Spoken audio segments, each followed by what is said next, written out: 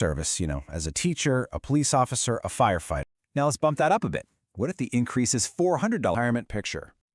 Okay, first up, let's explain the Fairness Act. And to really get whole life, and then finding out you get zero from their Social Security. Now let's bump that up a bit. What if the increase is $400 a month?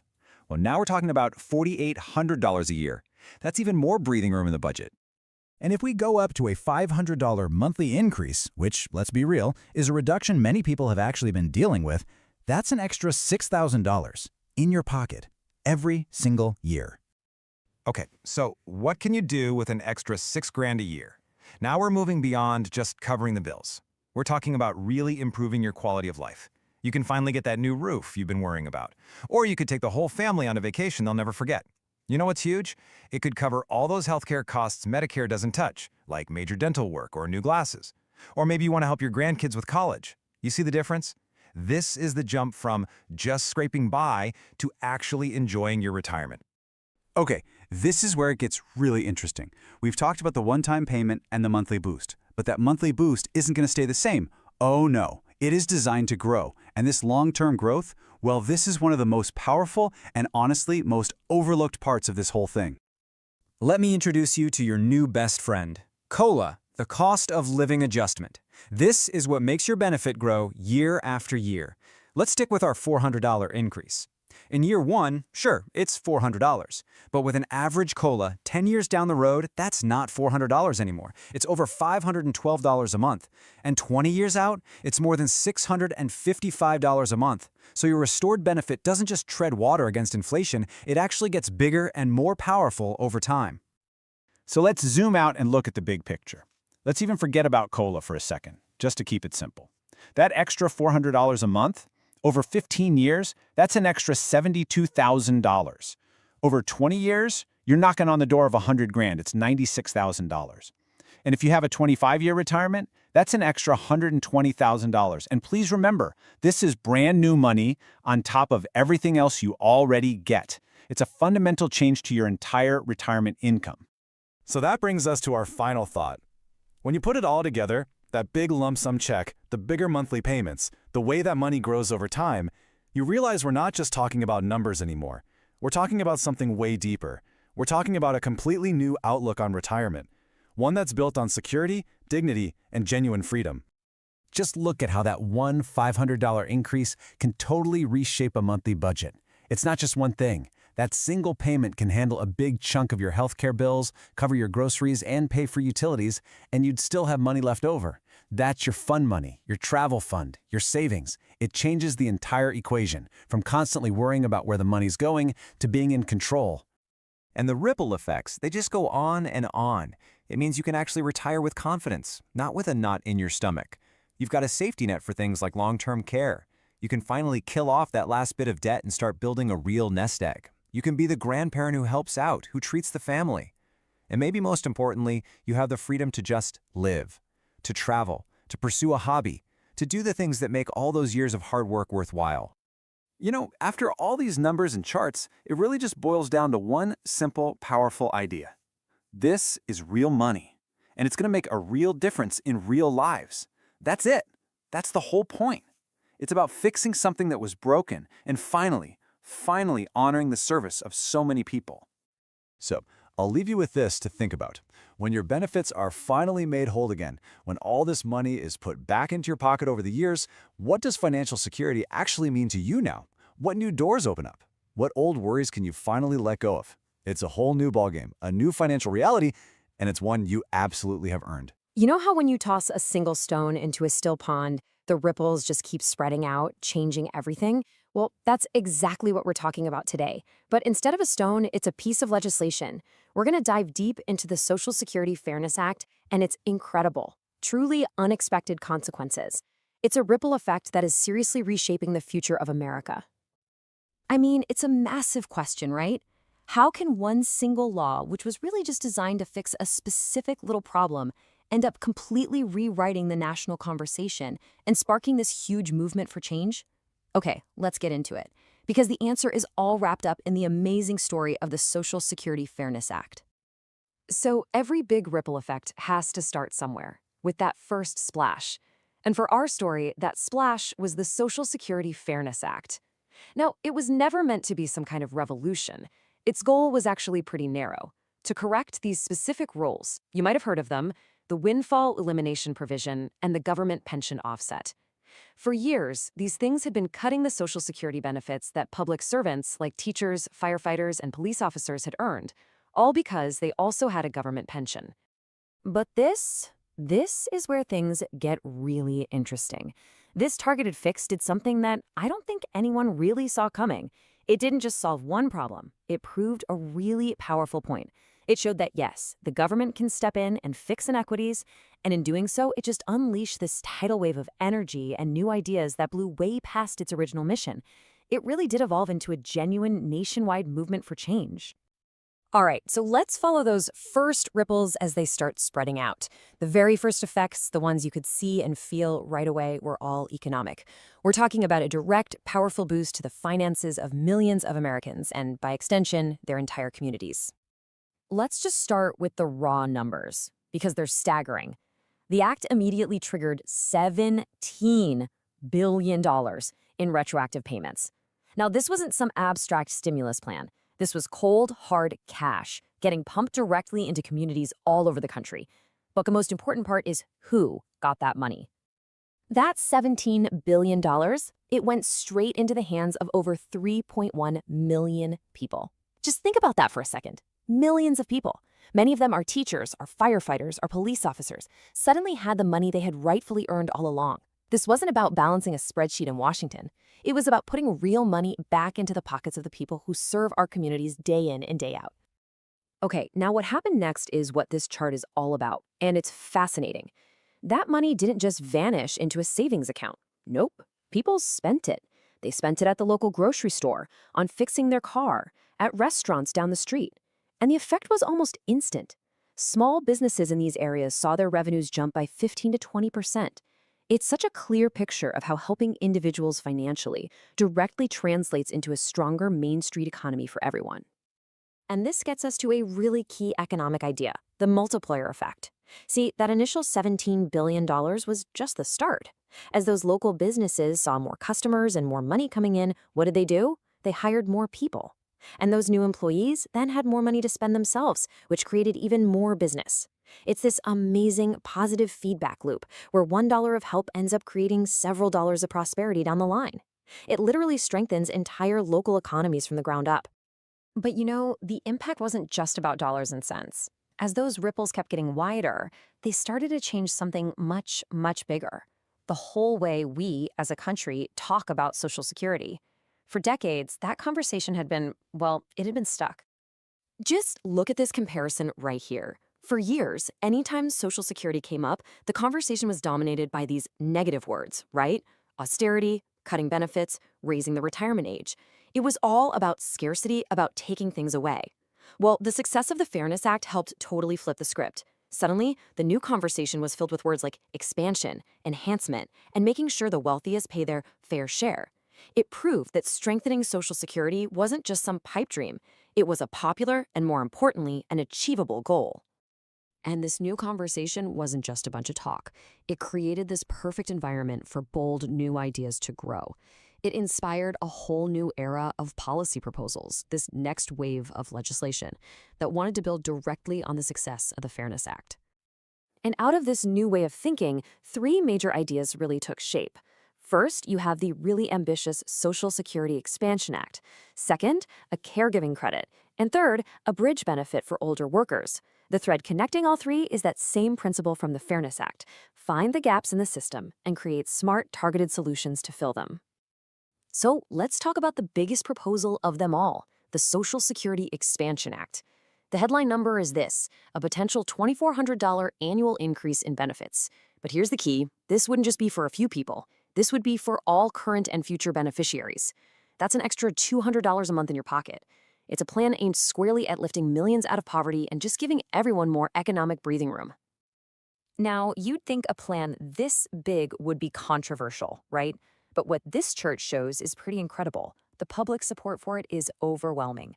Polls show that 85% of Americans, that's a huge majority, are on board with raising taxes to make sure Social Security is secure for the future. It just goes to show that this isn't a partisan issue. People get it. And the potential economic ripple effect from these new proposals? It would be absolutely massive. Just the Social Security Expansion Act, with that $2,400 benefit increase, would pump about $150 billion into the economy every single year. Remember that multiplier effect we talked about? Well, that could generate over $250 billion in total economic activity annually, supporting jobs and businesses all across the country. So now let's pull the camera way back and look at the deeper, systemic impacts, those unseen currents that this whole movement has set in motion. Because the legacy of the Fairness Act, it goes way beyond policy debates and economic charts. It's touching all these different parts of American life. Let's just trace some of these effects. Politically, the fact that the original act got bipartisan support showed that, hey, we can still get big things done together. Demographically, these new expansion ideas are a direct answer to the reality of our aging population. Geographically, that first cash infusion was a total lifeline for so many smaller towns and rural areas. And maybe the most important of all, it's an intergenerational win. By making sure our parents and grandparents are secure, we reduce the financial burden on younger families. So as we've seen, this whole journey just keeps coming back to our main theme. The Social Security Fairness Act was never, ever just a law. It was the spark. It was the spark that ignited this powerful and still growing movement, a movement that's built on these core values of fairness, dignity, and the simple idea that everyone deserves retirement security. And this quote right here, it just perfectly captures the heart of this entire movement. It completely reframes the debate. It says that a secure retirement isn't some luxury, some privilege for the lucky few, but a fundamental right for everyone. And this incredible shift from one single law to a nationwide movement, it really leaves us with a critical question for the future. What other parts of our social safety net are ready for this same kind of transformation? Today, we are doing a really deep dive into the Social Security Fairness Act. For millions of you, this is not just a small change, it means a massive increase in your benefits. We're going to break down everything, the retroactive payouts, what your new monthly checks will look like, and how this is going to fundamentally change your financial planning for years to come. Let's get right into the numbers. So here's our game plan. First, we'll talk about this landmark financial restoration, what it is and how big it is. Then, we're going to get personal and look at what this means for your monthly budget. After that, we'll explore the real magic, how these benefits actually grow over time. And finally, we'll look beyond the money to the impact on well-being and the amazing ripple effect this has on entire communities. Okay, let's kick things off with Section 1, a landmark financial restoration. And to really get what's happening here, you have to start with the sheer scale of these numbers. They are, well, they're huge. Get ready for this number, because it is staggering. $17 billion. And let me be clear, this isn't some future projection. This is money that has already been paid out in retroactive benefits. It's gone to more than 3.1 million public servants. This is a major, major financial correction that's already taken place. So that's the big picture. But what does it mean for you, for an individual? Well, the average retroactive payment comes out to $5,484. Think about that. A check for that amount landing in your bank account is a significant financial event. It's enough to wipe out a nagging debt, build up a real emergency fund, or finally cover a major expense you've been putting off for years. But you know, that average, it really doesn't tell the full story. So many people are receiving substantially more. Payouts of $10,000 are actually pretty common. We're seeing reports of people getting $15,000, $20,000, or sometimes even higher, all depending on their own unique situation. All right, that one-time retroactive payment is a huge deal. But what about the long term? That's what really matters for your day-to-day life. And that brings us to Section 2, your new monthly reality. Because this permanent increase to your monthly benefits, that is what can truly transform your budget and give you real financial security. On average, we're talking about a $360 boost every single month. And it's so important to remember this isn't some one-time bonus. This is a permanent increase to your foundational income. And for a lot of folks, the increase is actually much larger. And yeah, just like with those big lump sum payments, the story doesn't end with the average. We're seeing tons of people getting monthly increases well above that, $500, $700, even over $1,000 a month. This is the kind of money that can fundamentally change your entire financial picture. So what can you actually do with that extra money? Let's put it into perspective. The average monthly grocery bill for a senior is around $350. Well, that average benefit increase of $360, it can cover that entirely. In effect, for many people, this increase can completely wipe out a major expense category from their budget. And what if you're one of the many getting a bit more, say $500 to $600 a month? Well, that's where the impact becomes even more profound. An increase that size could cover nearly half of your total housing costs. Or for a lot of seniors, it could cover all of your typical healthcare expenses for the month. This table here, it really tells the whole story. It's a tale of two budgets. Look at the before column. Income equals expenses. You're breaking even, but there is absolutely zero cushion. Now look at the after scenario with a $600 increase. Your essential spending hasn't changed, but you've created a $600 surplus. And that's surplus. That's not just money. That's breathing room. That's peace of mind. That's security. Okay, so the monthly boost is great, but let's zoom out for a second and look at the annual power of these numbers. This is where it really starts to hit home. That average $360 a month increase, that's over $4,300 a year. A $600 monthly increase, that's $7,200 a year. And if you're getting a $1,000 boost each month, that adds up to an extra $12,000 per year. So just think about it for a second. What could an extra $7,200 a year do for you? It could completely wipe out that high-interest credit card debt you've been carrying.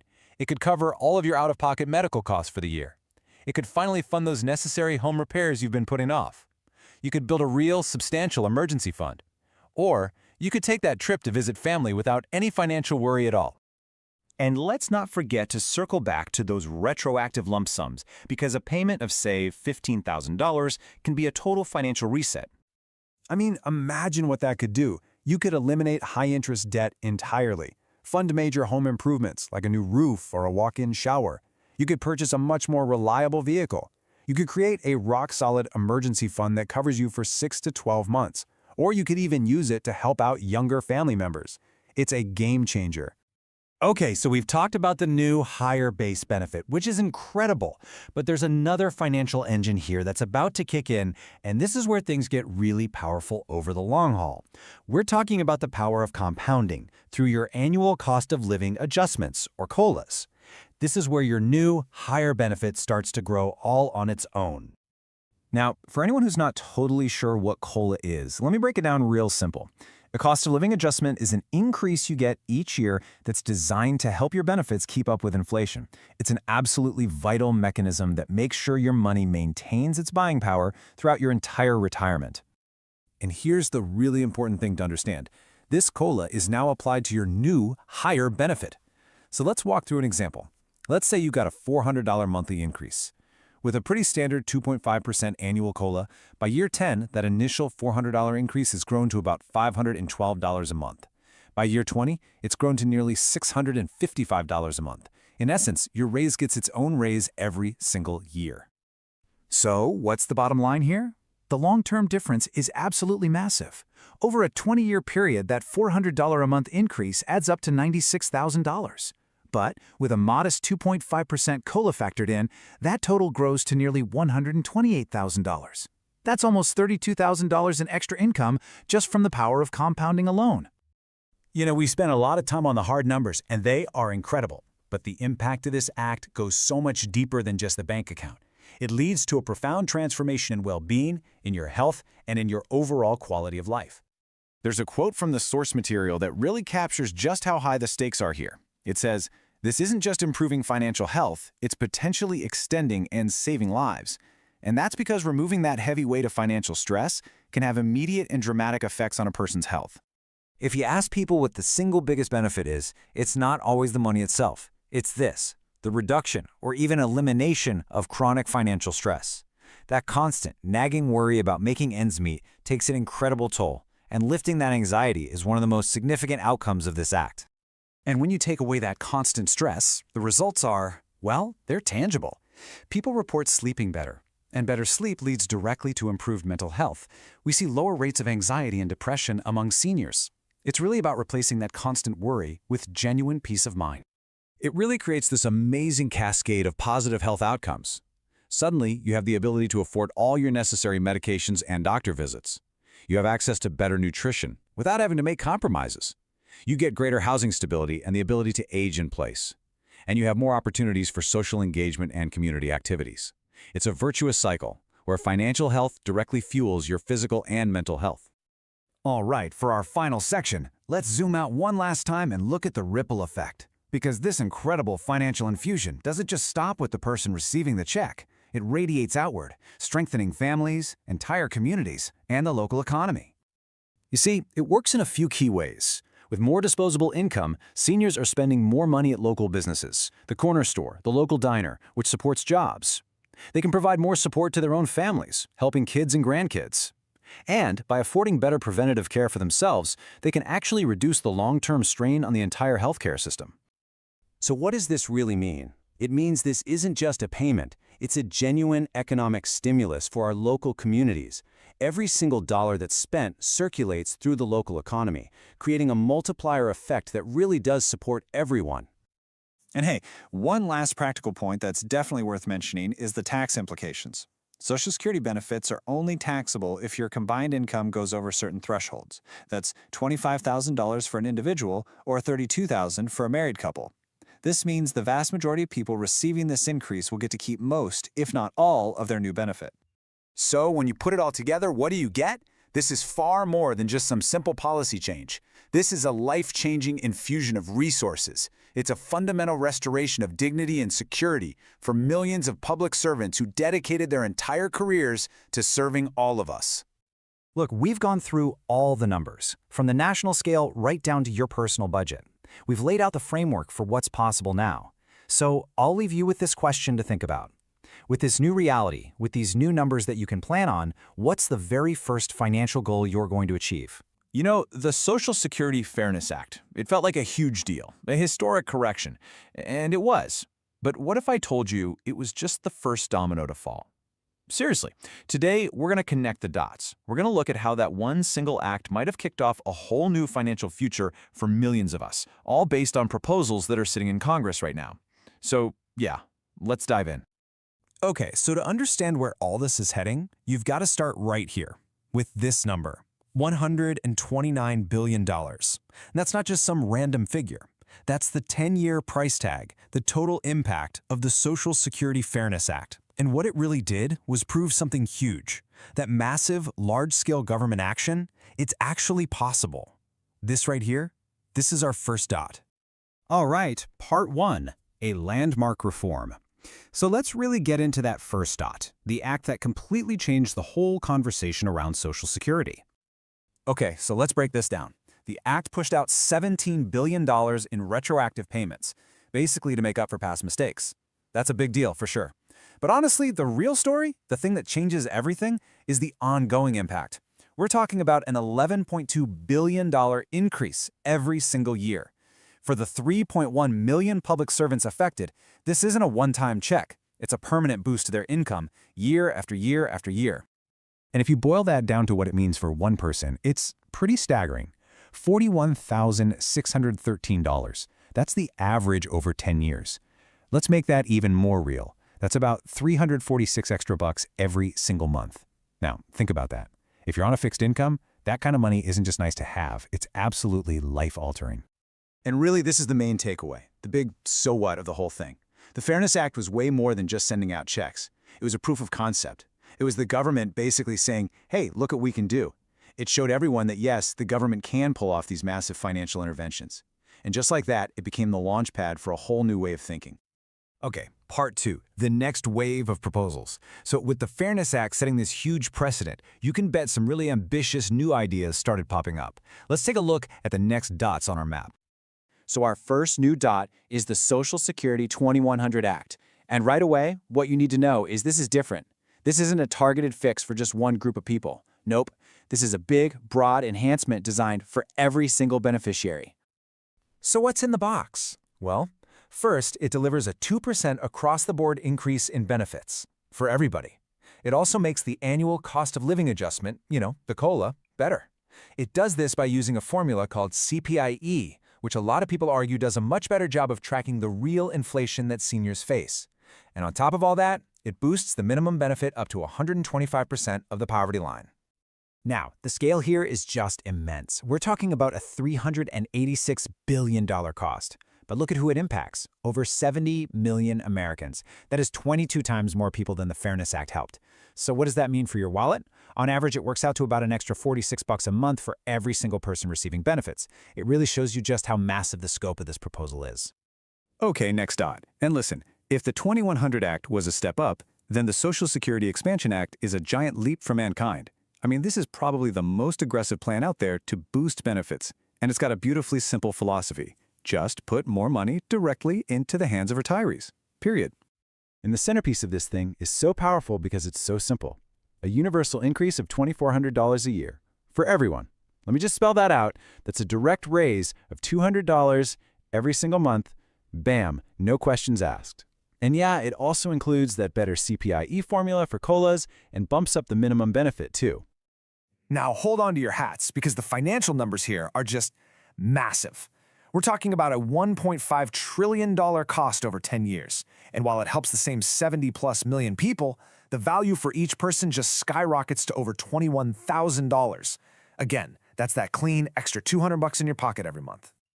Okay, this is a really key moment, so let's pause here.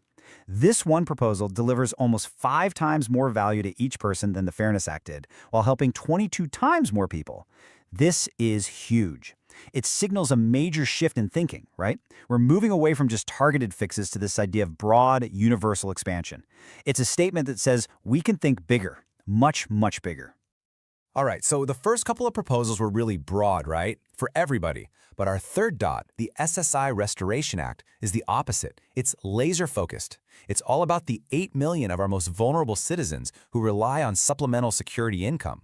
We're talking about people, many of whom are living in deep, deep poverty. And this act gets right to the heart of the problem.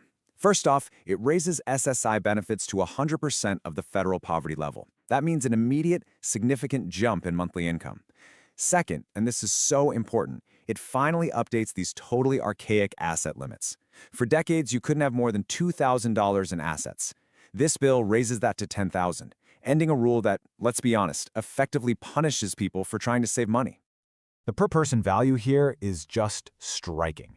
A $510 billion cost spread across 8 million people, that averages out to almost $64,000 per person over 10 years. Think about that.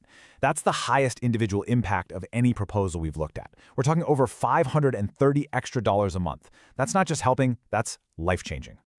Okay, our last 2 dots in this section are a bit different. They're smaller in terms of cost, but they tackle these really fundamental issues of dignity and basic fairness for people on SSI. They're all about getting rid of these old penalties that actively discourage saving money and getting married, rules that literally trap people in poverty. So you have these 2 key proposals that get rid of these outdated rules. The first one raises those asset limits we talked about so people can actually build a small emergency fund without being penalized. The other one gets rid of what many call a cruel marriage penalty, which can slash benefits for couples on SSI just for getting married. Put them together, and they really drive home the point that this kind of reform isn't just about the dollars and cents. It's about removing barriers to living a dignified life. All right, part 3. Connecting the financial dots. So we've laid out all these individual dots, right? Each one a major proposal. But now comes the most important part. We're going to connect them all and see the really big picture. First, the total investment. Just let this number sink in. If all of these proposals we just talked about were enacted, we'd be looking at a combined $2.4 trillion in increased benefits paid out over the next decade. This isn't just tweaking the system. This is a foundational reinvestment in the country's economic security. And who gets this money? Who does this investment reach?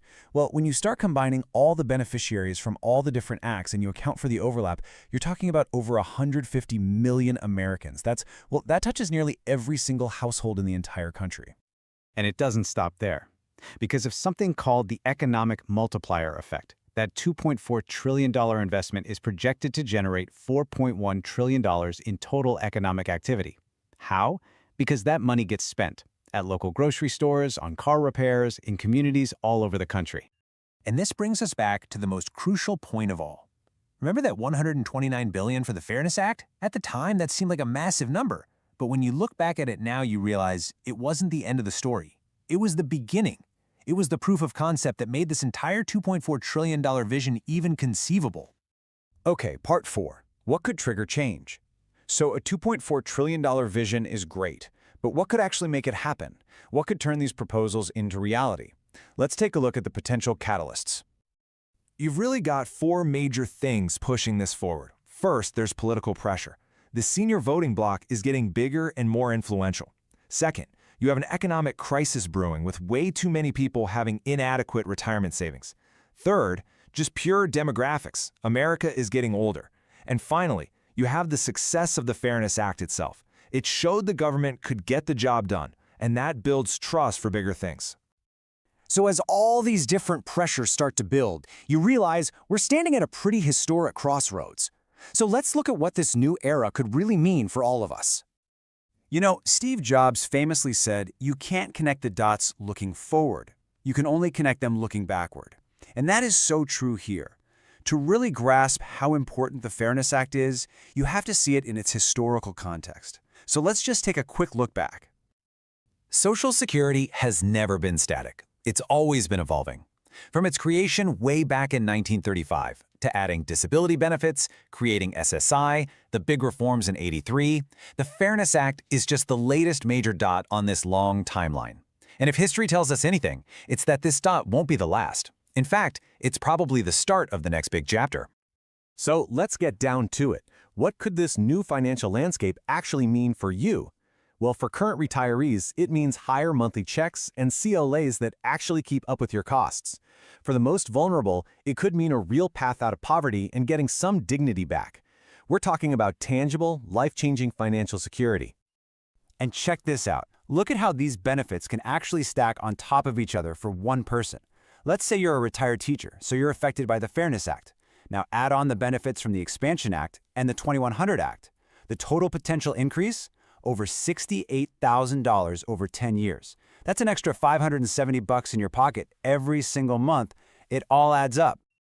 Ultimately, what we're looking at here is so much more than just adjusting some formulas on a spreadsheet.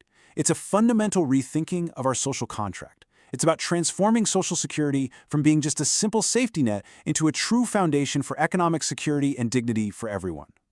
And so, we end up right back where we started, the Social Security Fairness Act. It wasn't the final chapter, not by a long shot. It was the first dot. It proved what was possible. It cracked open the door to this massive conversation about a $2.4 trillion transformation. The dots are definitely connecting, and it leaves us all with one really powerful question. If this was just a beginning, what on earth will the end look like? Today, we're diving deep into what is, without a doubt, one of the most significant financial turnarounds for public servants in modern history. And look, this is no small tweak to some obscure rule. We're talking about the Social Security Fairness Act, and it's nothing short of a massive financial rescue for millions of teachers, firefighters, police officers, people who've been unfairly penalized for decades. So let's break down exactly how this rescue works. You know, to really get why this act is so important, you first have to understand the sheer amount of pain it's trying to fix. For generations, public servants have watched their hard-earned Social Security benefits get slashed, sometimes wiped out completely. And this wasn't just some accounting error. For so many, it was, as the source material says, total financial devastation that pulled the rug out from under their retirement. Well, this is the story of how that all gets fixed. We're going to break this whole thing down into 5 key parts. First, we'll look at the problem, which we're calling the financial amputation. Then, the solution, the lifeline. After that, we'll crunch the numbers in the rescue by the numbers, see what your new monthly reality looks like, and finally explore the long-term compounding security this whole thing creates. So how in the world did we get here? How did folks who dedicated their entire lives to serving the public end up with their Social Security benefits chopped? Well, it all comes down to 2 specific provisions that, for decades, have been systematically draining the retirement income of millions of people. Let's take a look at what they are and exactly how they did the damage. Okay, first up is something called the windfall elimination provision, or WEP. Now, the original idea was to stop people from double dipping, but the way it actually worked, well, it was a mess. It went after public servants, your teachers, your police officers, who had a pension from their main job, a job where they didn't pay into Social Security. But here's the thing, many of these same people worked other jobs on the side or had different careers where they did pay into Social Security. WEP used this really unfair formula that just slashed those benefits they had rightfully earned, basically treating them like some kind of windfall they didn't deserve. And we're not talking about a few bucks here. The impact of WEP was absolutely huge. At its worst, it could literally siphon off up to $587 every single month from a retiree's check. Just think about that for a second. Over a year, that's over $7,000 gone. The source material calls this a financial amputation, and that's exactly what it was, a deep, painful cut to someone's income. The second rule, the government pension offset, or GPO, was, well, you could argue it was even harsher. This one went after spousal and survivor benefits. Here's how it worked. If your spouse passed away, you'd normally get their Social Security survivor benefits. But if you were a public servant with your own government pension, the GPO would come in and just slash those survivor benefits, often wiping them out completely. It left so many widows and widowers of public servants with absolutely nothing from their spouse's Social Security, even after a lifetime of paying into the system. All right, so after decades of this financial hardship caused by WEP and GPO, a real solution is finally here. And that brings us to the main event, the Social Security Fairness Act. This isn't a Band-Aid. It's a fundamental fix designed to give back what was earned. At its heart, the Social Security Fairness Act is about one simple thing: a full and complete repeal. It's designed to totally eliminate both the windfall elimination provision and the government pension offset. No more complicated formulas, no more unfair reductions. It's a full-on financial rescue mission to restore the full earned benefits to millions of public servants and their surviving spouses. It's the system finally saying, you know what? That wasn't fair, and we're going to make it right. Okay, but talking about repealing laws is one thing. What does this rescue actually look like in your bank account? In dollars and cents? This is where the story gets really, really powerful. We're about to quantify the exact financial restoration for a few real-world examples. All right, this is where it gets real. We're going to walk through 3 different scenarios to show you not just the monthly increase, but the retroactive payments and the total lifetime financial impact of this act. And you're going to want to pay close attention because these numbers, they are absolutely life-changing. Let's start with an elementary school teacher. Let's say she's been retired for 12 years, and all that time, WEPIS has been cutting her Social Security by $450 every month. The first thing the Fairness Act does is put that $450 right back into her monthly check. But then it looks backward. That's $450 a month for 144 months. That adds up to a $64,800 retroactive payment she gets in a lump sum. Add that to her future payments, and the total financial impact for this one teacher is $162,000. It's a complete financial reset. Okay, now let's look at a police officer who retired 8 years ago. His benefits were hit even harder, a reduction of $520 a month because of WEP. As soon as the act passes, his monthly check jumps by that $520. His retroactive payment for those 8 years comes out to just under $50,000, paid all at once. And over his entire retirement, the total positive impact is over $187,000. Again, this isn't just a little boost, it's a fundamental restoration of his financial security.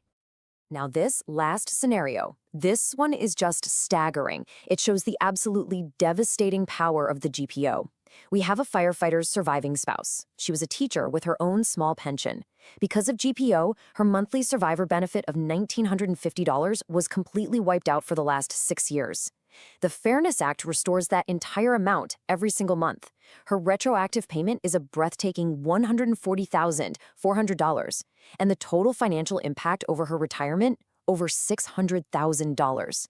I mean, let that sink in. That isn't a lifeline, it's justice, delivered in a way that completely transforms her life.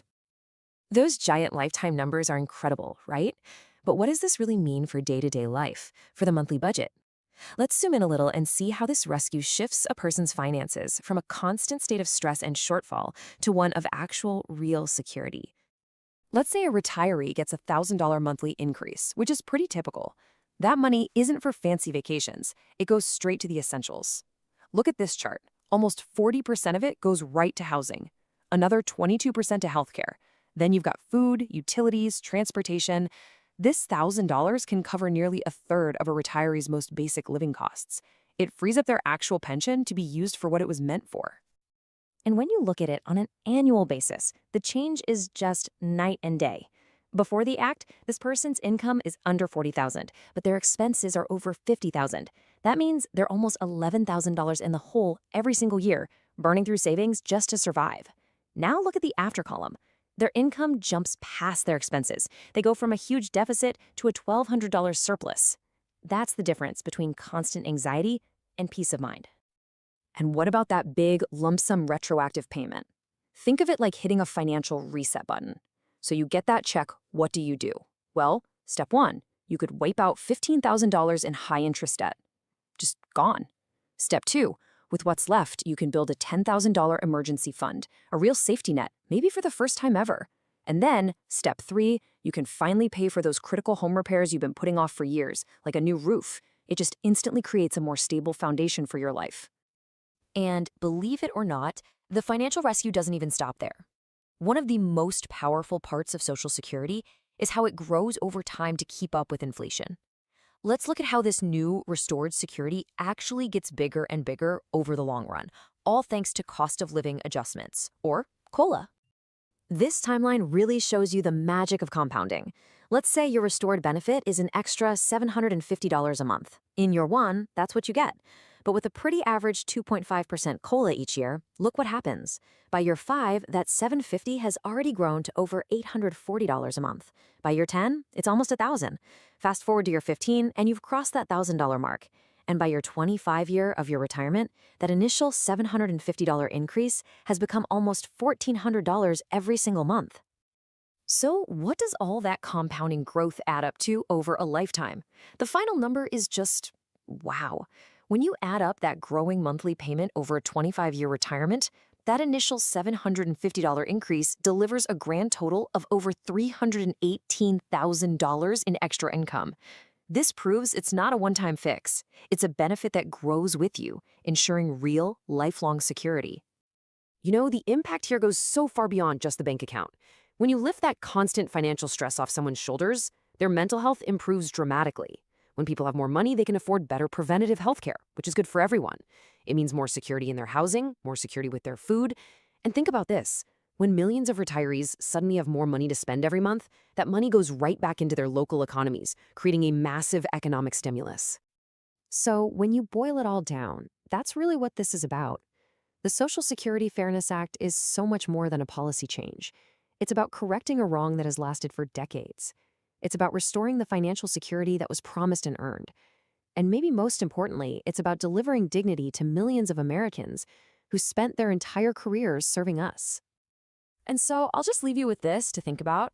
We've seen the incredible, life-altering impact this act can have on just one family, one teacher, one police officer, one surviving spouse. Now, just try to imagine that impact scaled up, multiplied by the millions of public servants across the entire country. What is the true economic and social potential that gets unlocked when an entire generation of dedicated people is finally and fairly made whole? For the longest time, talking about any big changes to Social Security felt like just talk, right? A debate that was always happening somewhere off in the distance. But then, something really important happened. Something shifted. A real law actually got passed, real money was sent out, and it's completely changed the game and our whole understanding of what's even possible. So today, we're going to dive into that law and use it as a measuring stick for the biggest Social Security ideas on the table right now. It really all starts with this one number, $17 billion. Now, this isn't some projection or a fantasy number from a proposal. This is the real deal amount of retroactive payments that the U.S. government just delivered. It was a huge investment that proved once and for all that massive Social Security reform isn't just a talking point anymore, it's a reality. So here's the plan for our deep dive today. First, we're going to look at the reform that actually made it across the finish line and became law. Then we'll lock in its numbers to create our benchmark. Think of it like our ruler for measuring everything else. After that, we'll stack up the other big proposals right against it. We'll hit that critical question. Can the government really afford these plans? And finally, we'll look at what it actually takes, the catalyst that could make one of these big ideas our new reality. Okay, let's kick things off with the reform that actually happened. This is a piece of legislation that did way more than just change a rule. It pretty much changed the entire conversation around Social Security. And what we're talking about is the Social Security Fairness Act. You see, the Fairness Act was a landmark law. It sent billions of dollars to public servants. Think teachers, firefighters, people who are being penalized by these really old, outdated rules. But its real legacy, the thing that really matters for our conversation today, is what it proved. That when the political will is there, the government absolutely can make huge investments in Social Security. It just completely reset the bar for what we all thought was possible. So to really get our heads around the size and scale of the proposals being talked about now, we need a solid starting point. We need to use the Fairness Act as our benchmark. So let's lock in the numbers and see what a real-world successful reform actually looks like. First things first, let's talk about the total investment. Over a 10-year window, the price tag for the Fairness Act is about $129 billion. Now that includes that initial $17 billion payout we talked about, plus all the ongoing annual increases. This is the cost of the justice that was delivered, and it really sets the scale for everything else we're going to look at.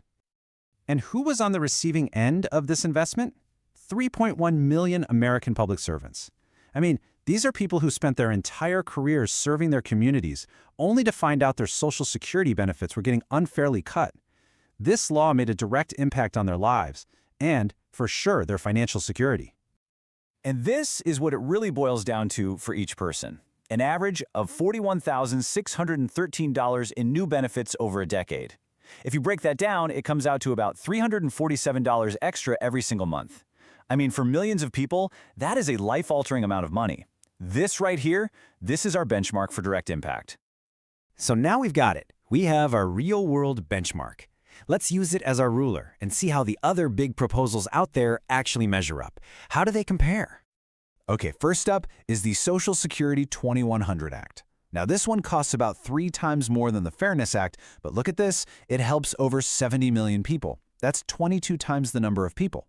The trade-off is a smaller boost each month, about $46 per person, but, and this is the most surprising part, the plan actually pays for itself and then some. By tweaking taxes on the wealthiest, it would actually reduce the national deficit. Pretty amazing.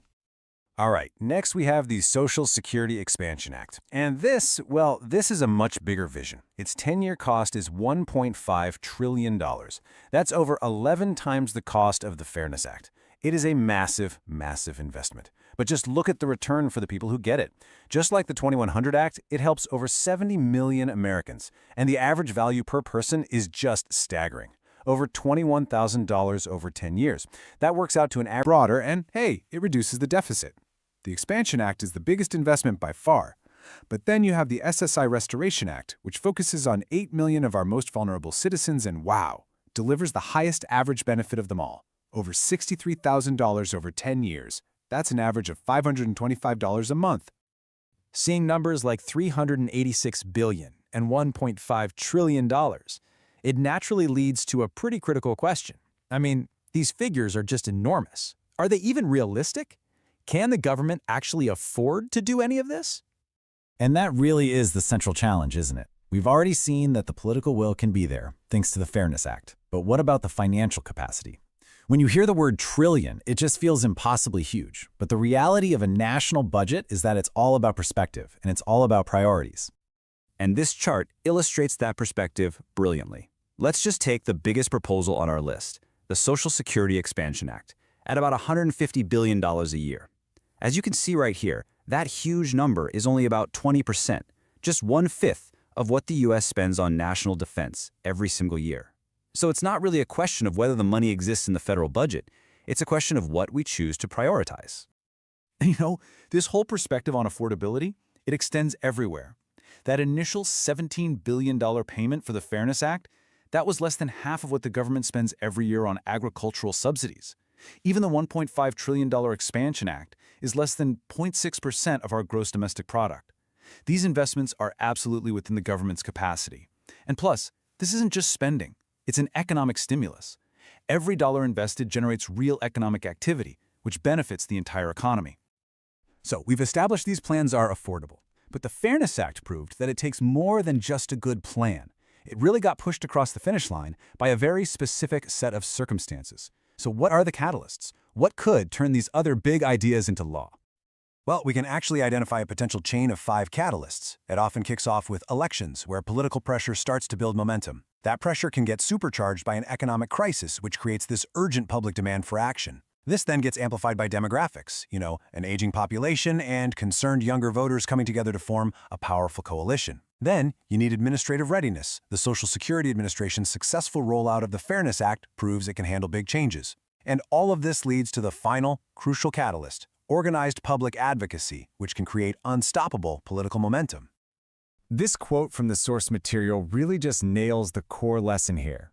The Fairness Act wasn't just about the money, it was about fixing a clear injustice for a specific group of people. It created a blueprint. Identify a clear need, propose a just solution, build that public support, and show that the government can, in fact, get big things done for its people. And that brings us to our final thought. The Fairness Act was the proof of concept. The proposals we've looked at today show that even larger, more sweeping reforms are well within our nation's financial reach. The need is undeniable, with retirement insecurity growing and those demographic pressures mounting. So the only question left is, what's going to be the spark? Which of these catalysts, an election, an economic shift, or a massive surge in public demand, will be the one that finally ignites the next great chapter in Social Security's story?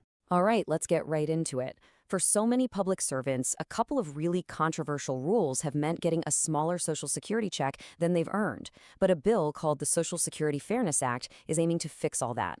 So today we're going to do a deep dive and walk through exactly what this law would mean for you, how to make sure you get your full benefits if it passes, and what the real-world impact on your wallet could be. Okay, let's jump in. So let's just start with the biggest question, right? Are you a teacher, a firefighter, a police officer, maybe a federal employee who's got a pension, and you're worried that your Social Security benefits are getting slashed or maybe even wiped out entirely? If you're sitting there nodding your head right now, well, this whole explainer is for you. We are about to unpack the solution that so many people have been waiting for. And to make this super clear, we've laid it all out like a roadmap. First, we'll talk about what the bill would actually change. Then, we'll pinpoint exactly who gets covered. After that, we'll look at a possible timeline for getting paid, lay out a personal action plan so you can be ready, point out a few key financial things to watch out for, and we'll wrap it all up with how to secure every penny you've earned. Okay, let's get to our first section. You know, for decades, a lot of public servants have felt like they're being punished for their service. This act, if it becomes law, is a huge shift. It's really all about creating a new sense of fairness in how those hard-earned benefits are calculated. So let's look at the big changes it's bringing to the table. So the absolute heart of this new act is getting rid of two things: the windfall elimination provision, that's WEP, and the government pension offset, or GPO. These two complicated rules are the reason that Social Security checks get reduced for public servants with certain pensions. Now, the idea behind them was to stop double dipping, but what critics say is that they just unfairly hit people who've dedicated their lives to public service. If this act passes, getting rid of WEP and GPO would finally clear the way for people to get their full earned benefits. So the big question is, who would this actually affect? It is so important to know if this is about you. I mean, this bill isn't for everyone, but for a very specific group of public servants, it would be an absolute financial game changer. So let's be crystal clear about who stands to benefit.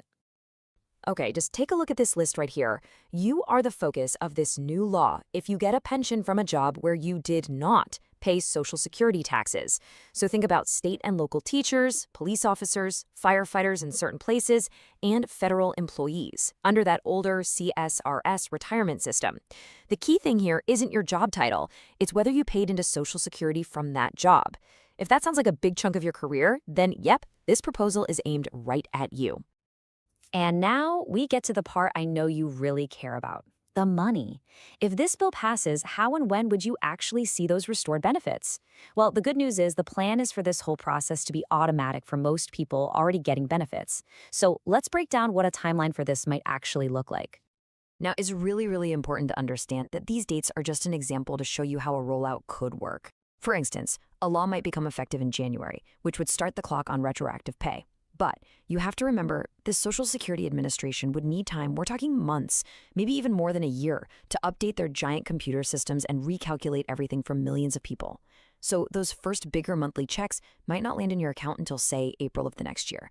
The takeaway is that this is a huge job, and there would definitely be a lag before you'd see any cash.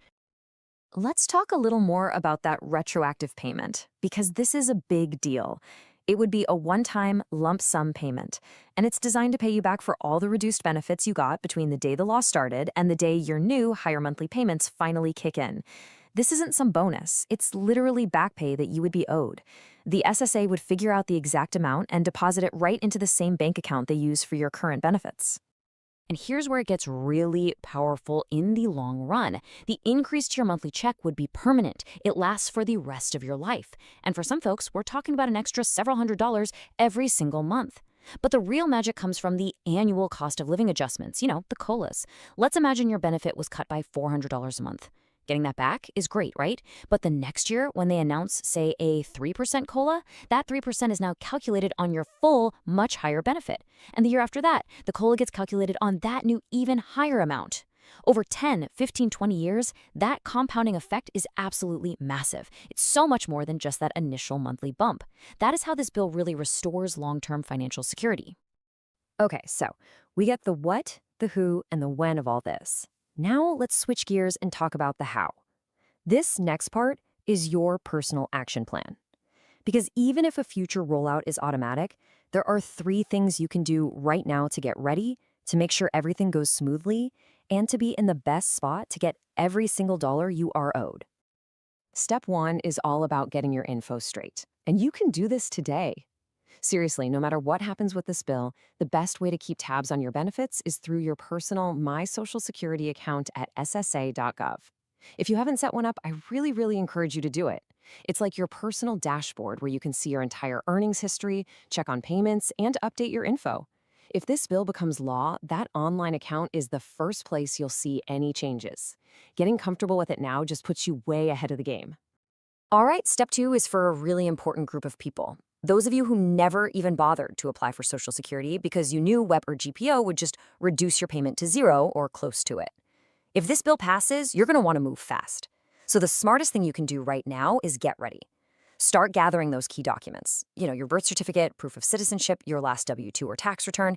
Having all that ready to go so you can apply online or by phone the minute a new law takes effect, well, that's going to put you at the front of the line. And step 3 is a little administrative detail, but it is super important. Right now, if your Social Security check is too small, you're probably paying your Medicare Part B premium directly, maybe from your bank account. Well, if this bill passes and your benefit suddenly jumps up, the SSA will almost certainly start deducting that premium for you, automatically. And that means you will need to be proactive and stop any direct payments you've set up like Medicare Easy Pay. If you don't, you could easily end up paying twice in 1 month. It's a small detail that could save you a huge headache. Okay, next up. Anytime there's a big potential change in government benefits, you have to be vigilant. So let's cover some key financial things to watch out for. Everything from protecting yourself against the inevitable scams to understanding what this can mean for your taxes. First things first, and this is the most important, protect yourself. Scammers absolutely love news like this. Just remember, the Social Security Administration will never, ever call you, text you, or email you out of the blue demanding money, gift card numbers, or your Social Security number to release a payment or speed things up. That is a scam 100% of the time. Just hang up. The only legitimate official communication you will get will be a letter in your actual mailbox or a secure message that you have to log in to your My Social Security account to read. That's it. Now, let's talk about taxes for a minute.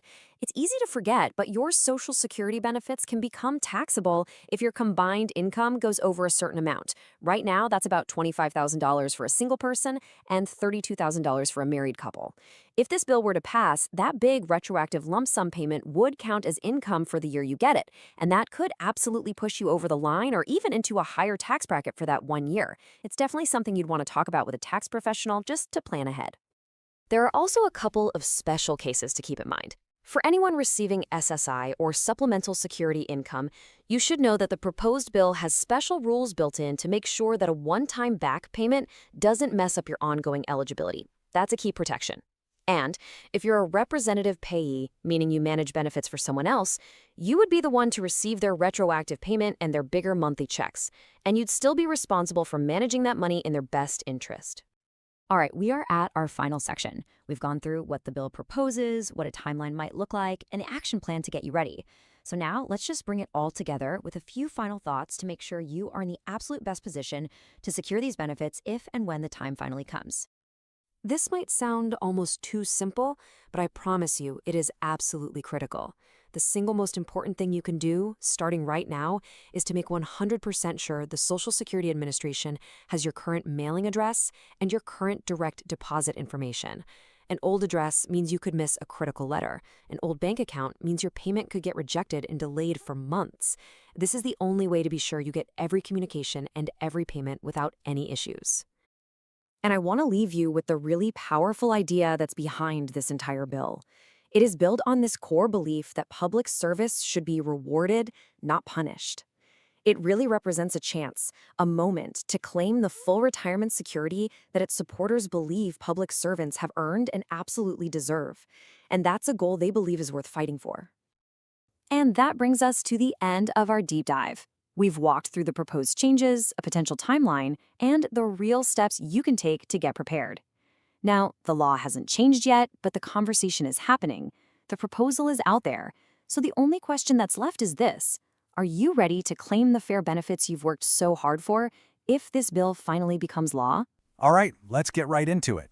You know, for the longest time, talking about any big changes to Social Security has been, well, it's been the one topic nobody in politics wants to touch. But that's all starting to change, and it's happening fast.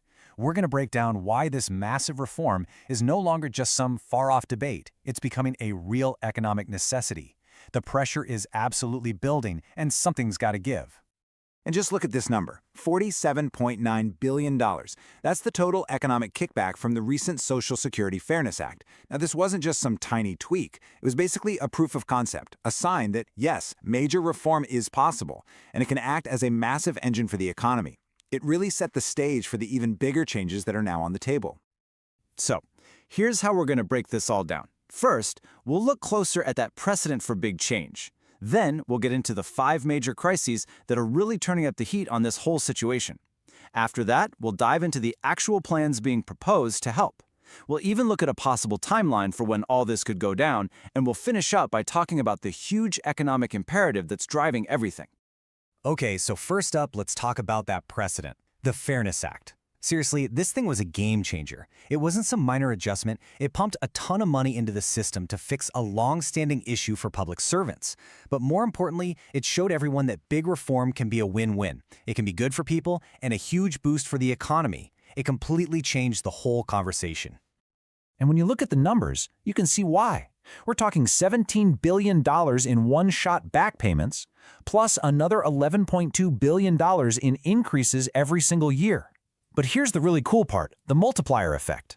For every single dollar that went out, it generated about $1.70 in economic activity. That's how you get to nearly $48 billion flowing into the economy, supporting about 300,000 jobs. See, this wasn't just about fairness. It was a powerful economic argument for doing even more. So that precedent kind of opened the door.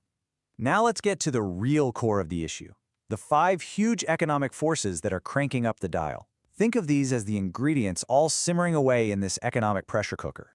First on the list is the retirement savings crisis. You know, for generations, the whole idea was this 3-legged stool for retirement. You had your pension, your personal savings, and Social Security. Well, for millions and millions of people, 2 of those legs have been completely kicked out. And the scale of this problem, it's just staggering. Almost half of all Americans, 45%, have absolutely nothing saved for retirement. 0. This isn't just a personal problem, it's a huge weight on the entire economy because it means less spending and less growth. The second crisis is actually a good thing, believe it or not, but it has a catch. We're all living. You're trying to fund a retirement that is over 50% longer, and that just requires a totally different financial setup than what we currently have. Next up, we've got something called the intergenerational squeeze. You might have heard it called the sandwich generation. This is where you have working adults who are stuck in the middle, trying to financially support both their kids and their aging parents all at the same time. And that support isn't cheap. On average, it costs about $10,000 a year. That's money that can't go into their own retirement savings. It creates this incredible stress and puts a huge financial burden on multiple generations all at once. The fourth ingredient in our pressure cooker is the absolute explosion in healthcare costs. I mean, it's relentless. For retirees who are on a fixed income, this is a nightmare. It eats up more and more of their budget every single year, causing a ton of anxiety and forcing some really tough decisions. And you can see the problem clear as day when you just look at the numbers. Since the year 2000, healthcare costs have shot up by 200%. 200%. In that same time, wages have only gone up by about 60%. It's a massive gap that your savings and the current cost of living adjustments just can't keep up with. And that brings us to the 5th and final pressure point, the massive gap in income inequality.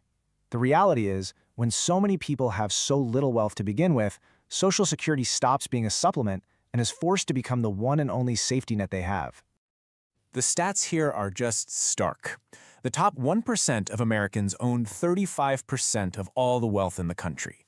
Meanwhile, the entire bottom 50%, half the population, owns just 2%. That huge disparity means that for millions, Social Security isn't just a part of their retirement plan, it's their only lifeline. Okay, so we've laid out these 5 major crises that are building up all this pressure. Sounds pretty grim, right?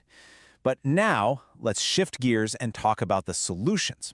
We're going to look at the major plans that are actually on the table. Think of these as the release valves for all that pressure we've been talking about. Now, the two biggest proposals out there are the Social Security 2100 Act and the Social Security Expansion Act. And what's important to see here is that they are designed to tackle all 5 of those crises we just went through. These aren't just little patches. They're designed to be broad, structural reforms to really modernize the entire system. So let's zoom in on the Social Security Expansion Act, because this is where you can really see the impact on your wallet. The headline feature is a direct, across-the-board benefit increase of $2,400 a year. Let's break that down. That's an extra $200 in your pocket every single month. That would immediately help with those rising costs we talked about. But it also does something else that's super important. It changes the formula for the cost of living adjustment to something called the CPIE. All that means is it's a formula that's more accurate because it's based on what seniors actually spend their money on, like healthcare. The bottom line, future benefit increases would actually keep up with your real-world costs. And beyond those 2 big plans, there are a few other really smart, targeted reforms being discussed. The SSI Restoration Act is so important. It's designed to pull some of our most vulnerable elderly and disabled folks out of deep poverty by just updating some really outdated rules. Then you've got the Savings Penalty Elimination Act, which is just common sense. You would finally let people on SSI build up a small emergency fund without getting their benefits cut. And the Marriage Penalty Elimination Act gets rid of an old, unfair rule that literally punishes 2 recipients financially just for getting married. So you see all this pressure building, you see these solutions on the table, and the big question becomes, when? When could this actually happen? So let's take a look at a possible timeline for when these economic forces could hit their peak and really force Congress to act. In the really short term, like the next year or 2, we're going to see the absolute peak of baby boomer retirements, which is going to put a ton of immediate stress on the system. Then in the medium term, maybe 3 to 5 years from now, the full weight of that longevity economy is going to hit hard. And looking further out, 5 to 10 years, that intergenerational squeeze will hit a breaking point as the trust fund's depletion date gets closer and closer. You can see how each phase just ramps up the urgency. So, let's tie this all together. When you add up the retirement crisis, the longevity economy, that intergenerational squeeze, the insane healthcare costs, and the income inequality gap, you don't just have a political talking point. What you have is an overwhelming economic imperative. Change isn't just an option, it's a necessity. And that's really the bottom line. These economic pressures are just becoming too strong to be held back by political arguments. The math is undeniable. It means action is no longer really a choice, it's just inevitable. As the source material puts it so well, the real question isn't whether these reforms are going to happen, it's just a matter of when. And we'll leave you with this thought. We've walked through the 5 huge pressures, we've looked at proposals that could add hundreds of dollars to your monthly check, and we've laid out a timeline. The forces pushing for this are massive, so the final question really brings it back home. What does this inevitable, large-scale economic change actually mean for you, for your family's finances, and for the way you plan for your own retirement? Today, we're diving into a really fascinating analysis that takes a piece of legislation, the Social Security Fairness Act, and argues we should be looking at it in a completely different way, not just as a policy change, but as a massive economic stimulus for the entire country. So right off the bat, here's the central question from the analysis we're digging into. Can a law that's designed to fix what many see as an unfair situation for public servants also act as a powerful engine for the U.S. economy? Now, real quick, the fairness part is about fixing rules that reduce Social Security for people like teachers, firefighters, and police officers who also have a public pension. But this analysis isn't really debating the law itself. It's focused like a laser on the economic side, making the bold claim that fixing this issue would be a fantastic way to boost the economy. That's the idea we're going to unpack today. The source doesn't waste any time. It drops this huge number on us, $28.2 billion. That's the amount of money it projects would be pumped directly into the economy in just the first year. So how in the world do they get to a number that big? Let's break it down. All right, let's start with what the analysis calls the initial splash. This is the most direct part, the moment the money goes from the government right into the pockets of millions of Americans. Okay, so this is how we get to that 28.2 billion. The analysis splits it into two big chunks. First, there's a one-time retroactive payment of $17 billion. That means for about 3.1 million people, you're looking at a sudden check for almost $5,500 on average. But here's the part that's arguably even more important for long-term planning, an ongoing annual increase of $11.2 billion. That works out to an extra $360 a month every single month for each person. That's not just a one-time boost. That's predictable money for groceries, rent, healthcare, the kind of stable spending that fuels local economies year after year. Now, here's where it gets really interesting. According to the source, that initial splash of cash, it doesn't just stop there, it creates ripples. And this brings us to a really core economic idea that powers this whole argument, the multiplier effect. To put it simply, think about it like this. When someone gets that extra $360 and, say, spends it at a local hardware store, that money is now income for the store owner. The owner then uses that money to pay an employee. That employee then goes out and buys groceries. The grocery store owner then, you see where this is going? That single dollar gets spent over and over again, amplifying its original impact across the community. So just how big are these ripples? Well, the source points to economic studies showing that Social Security dollars get spent really efficiently. You can see here the estimates range from a conservative $1.50 of economic activity for every $1 of benefits, all the way up to an optimistic $2. Now, for all the huge projections we're about to look at, the analysis plays it down the middle, using this moderate estimate of $1.70. That number is the key to everything that follows. And this is where the math really starts to take off. When you take that $1.70 multiplier and apply it to those ongoing benefit increases, the projection over just 5 years skyrockets to nearly $240 billion. Think about that. We went from an $11 billion annual increase to a nearly $250 billion impact. That's the power of that ripple effect in action. And, of course, it doesn't stop there. If you stretch that timeline out to 10 years, the projection almost doubles again. Now we're talking about almost $500 billion in total economic activity. And remember, the source claims all of this is generated from those initial monthly benefit increases being spent and respent over and over again. And here it is, the long-term projection. Over 2 decades, the total cumulative impact is projected to approach $1 trillion. Yeah, that's trillion with a D. According to this analysis, that's the ultimate destination of that initial investment in people's financial stability. Okay, so $1 trillion is a mind-bogglingly huge abstract number. The real question is, where would all that money actually go? This is where the analysis gets really granular, breaking down the projected impact on real spending and real jobs, state by state and sector by sector. What this table shows us is that the impact isn't just a national statistic, it's local, it's felt everywhere. But as you'd probably guess, the effect is biggest in states with a lot of public servants. I mean, look at this. California is projected to see a boost of over $3 billion a year, supporting 50,000 jobs. In Texas, you're looking at nearly $3 billion and 44,000 jobs. And as you just scan down the list, you see the same story. Billions in new activity and tens of thousands of jobs supported in local economies all over the country. And what are people spending this money on? Well, this chart gives us a pretty clear picture. Housing gets the biggest slice of the pie. That could mean anything from helping with the mortgage, to paying rent, to finally doing some needed home repairs. Right after that is retail, then healthcare. The source argues this isn't about luxury spending. It's a broad-based stimulus flowing directly into the most essential parts of our daily economy. And all of that spending, well, it translates directly into jobs. The source projects that it would support over 624,000 jobs every single year. And we're not talking about abstract financial jobs here. These are jobs in construction, at your local retail stores, in healthcare, in restaurants, really the backbone of Main Street economies. The source also makes a really critical point about what happens outside of the big cities. It argues that in a lot of rural communities, where public servants like teachers and county workers make up a really significant part of the local workforce, this kind of financial boost could be an absolute lifeline for small businesses and the local economy. So, beyond the direct spending and the jobs it creates, the analysis argues that this huge wave of economic activity generates one final, lasting set of benefits for society as a whole and even for the government itself. First up, let's talk taxes. It's simple, right? More economic activity means more tax revenue. The source projects over $19 billion in new tax money every year, and that's split between the federal, state, and local governments. In a way, it's kind of like the investment comes full circle. This new revenue helps fund the very public services these folks provided their whole careers.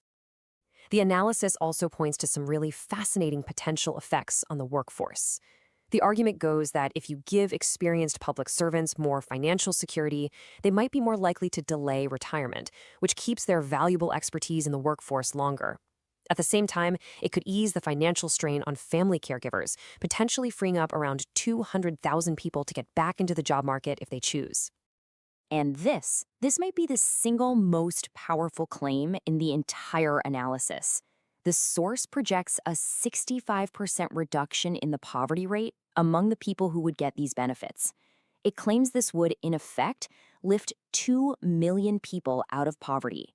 That's a truly transformative social impact, running right alongside the economic one. So, what's the big takeaway here? What's the final argument? Well, the source isn't just throwing numbers at us for the sake of it. It's using all this data to make a case for a totally different way of thinking about economic growth, a model it argues is way more direct and effective. This slide just perfectly sums up the source's entire argument. It draws this really sharp line in the sand between what we often hear called trickle-down economics and this idea of a direct-to-people investment. It basically says, instead of giving benefits to corporations and hoping they eventually trickle down through the economy, this model creates immediate, rapid, and widespread effects because you're putting money directly into the hands of millions of people who are very likely to go out and spend it right away.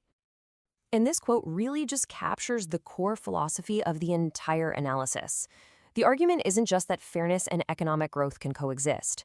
It's that policies focused on the financial well-being of everyday people are, in fact, one of the most powerful engines for growth we have. So there you have it. The source lays out a really detailed and powerful case for this act as a massive economic stimulus. But it does leave us with this big question you see here. What about the other side of the ledger? A full debate would also have to seriously weigh the costs, the long-term impact on the Social Security Trust Fund, and any other fiscal trade-offs. And that's the part of the conversation this analysis leaves for us to think about. You know, every so often, a single piece of legislation comes along that does way more than it was supposed to. It doesn't just fix one problem, it kicks off a whole movement.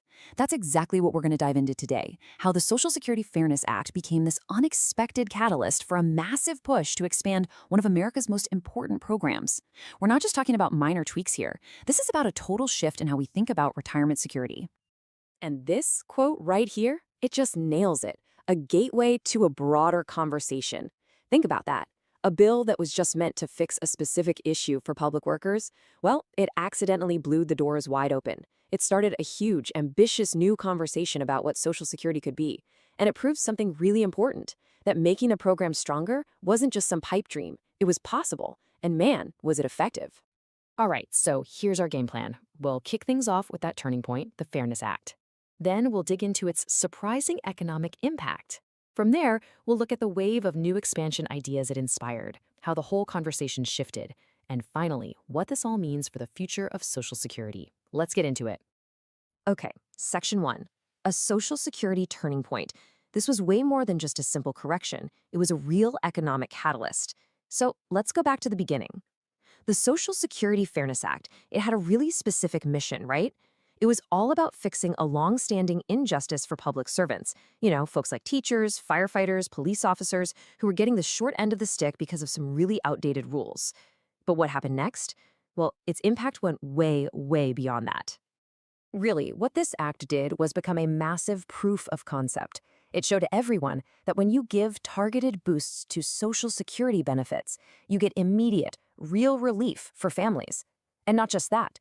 It acts like a powerful engine for the whole economy. It was, no exaggeration, the spark that lit the fire for this whole new way of thinking. So let's talk about that economic impact. Let's follow the money, because this is where it gets really interesting. Just how big was that spark? Well, the numbers that came out of this thing are pretty staggering, and they show just how powerful this kind of investment can be.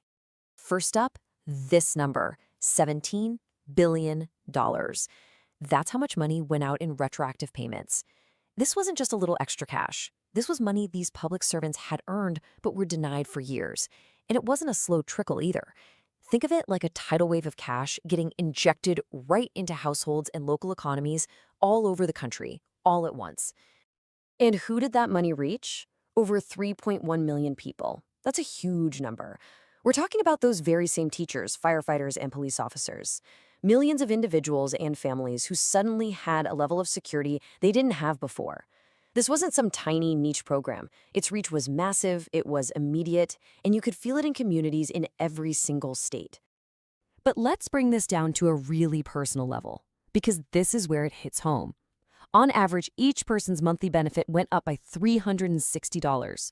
Now, if you're a senior on a fixed income, think about what an extra $360 a month means. That's not just a little pocket change. That's life-changing. That's the difference between affording prescriptions or not. It's groceries, it's fixing the car when it breaks down, without having to make those awful choices. Do the math. That's over $4,300 a year in extra security. Huge. Okay, but the story gets even better. It doesn't stop with just the direct payments. There's this thing economists talk about called the multiplier effect, and this whole situation was like a perfect real-world example. Here's how it works. When people get this money, especially seniors, they don't just stick it in a bank. They spend it on local goods, on services. And for every single dollar that went out in benefits, it actually generated about $1.70 in economic activity. It's this incredible ripple effect that boosts local businesses and supports jobs. So when you apply that multiplier, you start to see the true scale here. That first $17 billion in payments, it actually turned into nearly $29 billion in economic activity. And it keeps going. Those ongoing benefit increases are pumping another $19 billion into the economy every single year. So yeah, the Fairness Act wasn't just some small fix. It was a full-blown, ongoing economic stimulus package. All right, on to our next section, the next wave of expansions. Because after the success of the Fairness Act, people in Washington really started to pay attention. I mean, if a targeted increase could do all that, it begged the question, what could a much broader expansion do? And that single question just opened the floodgates for all these new, bigger, more ambitious ideas. So 3 really big proposals came out of this. First, you've got the heavyweight, the Social Security Expansion Act. This is the one you've probably heard about. It calls for a $2,400 annual benefit increase for every single beneficiary. Let me break that down for you. That's an extra $200 in your pocket every single month. Then you have these other really smart, targeted ideas. There's a caregiving credit, which is huge for people, mostly women, who had to step out of the workforce to care for family. And there's a bridge benefit designed to protect older workers in really physical jobs so they aren't penalized for retiring when their bodies tell them they have to. Of course, the first question everyone asks is, okay, sounds great, but how do you pay for it? And the Social Security Expansion Act has a pretty simple answer. Right now, there's a cap on how much of your income gets taxed for Social Security. This plan would basically say, okay, we'll keep that cap, but for any income above $250,000, the tax kicks back in. And this part is absolutely key. What this means is that for 91% of households in America, your taxes would not go up at all. Not 1 cent. It's just about asking the highest earners to pay in on all their income, just like everyone else does on theirs. But this Expansion Act has even more packed into it. It's not just about that one big increase. It also makes some really crucial common sense updates. For one, it would change how the annual cost of living adjustment is calculated. It would switch to something called the CPIE, the Consumer Price Index for the elderly. All that means is it uses a formula that better reflects what seniors actually spend their money on, like healthcare, which is a much bigger part of their budget. It also boosts the special minimum benefit for low-income workers and restores some key benefits for students who are children of disabled or deceased workers. Just really important stuff. So let's talk about the new conversation around retirement. Because these ideas, these proposals, they didn't just appear out of nowhere. They're a direct result of a huge shift in what the public wants and thinks. The entire conversation we're having as a country about Social Security has changed, and you don't have to take my word for it. The data is crystal clear. Just look at this. Polling shows that 85% of Americans, and that's a massive majority that cuts across all political lines, are willing to pay more to make sure Social Security is there for the long haul. That's not a small number. That shows a deep, fundamental belief in this program. People don't just want it to squeak by, they want it to thrive. And it's not just a vague feeling of support. When you ask people about the specific ideas we just went over, they're on board. You've got around 60% of the public backing the caregiving credit, and even more supporting the bridge benefit for workers in tough physical jobs. It shows that people really get it, that the old one-size-fits-all approach just doesn't cut it anymore. We need to be smarter and tailor these benefits to the way people actually live and work today. I mean, this slide really says it all. It's a total 180 in the entire conversation. For decades, it felt like every time Social Security came up, the questions were always about cutting. How much do we cut benefits? Should we raise the retirement age? It was all about austerity. But now, the Fairness Act helped completely flip the script. The new conversation is about growth. It's how can we expand benefits for everybody, and how do we make sure it's funded for the long haul? It's a move from fear to possibility. So, let's wrap this up by looking at the future of Social Security. What does this new chapter really mean for America? Because this isn't just about retirement checks. The implications are huge for the whole country and for how we think about our economy. More and more, people are finally seeing Social Security for what it's always been, a powerful economic stabilizer. Think of it like a shock absorber for the economy. When things get bad, when a recession hits and everything else is shrinking, those Social Security checks keep coming month after month. That reliable income gets spent, and it helps keep the whole economy from falling into an even deeper hole. And really, this is the key takeaway. If you remember one thing from all of this, let it be this. Investing in Social Security is not just a social good. It's not charity. It is a smart, powerful economic strategy. The data proves it. It's one of the most effective ways we have to reduce poverty, boost local economies, and build a more stable future for absolutely everyone. So here's the path forward, all laid out. It started with a catalyst, the Social Security Fairness Act, which proved the model worked. That sparked a movement, which gave us big ideas like the Social Security Expansion Act.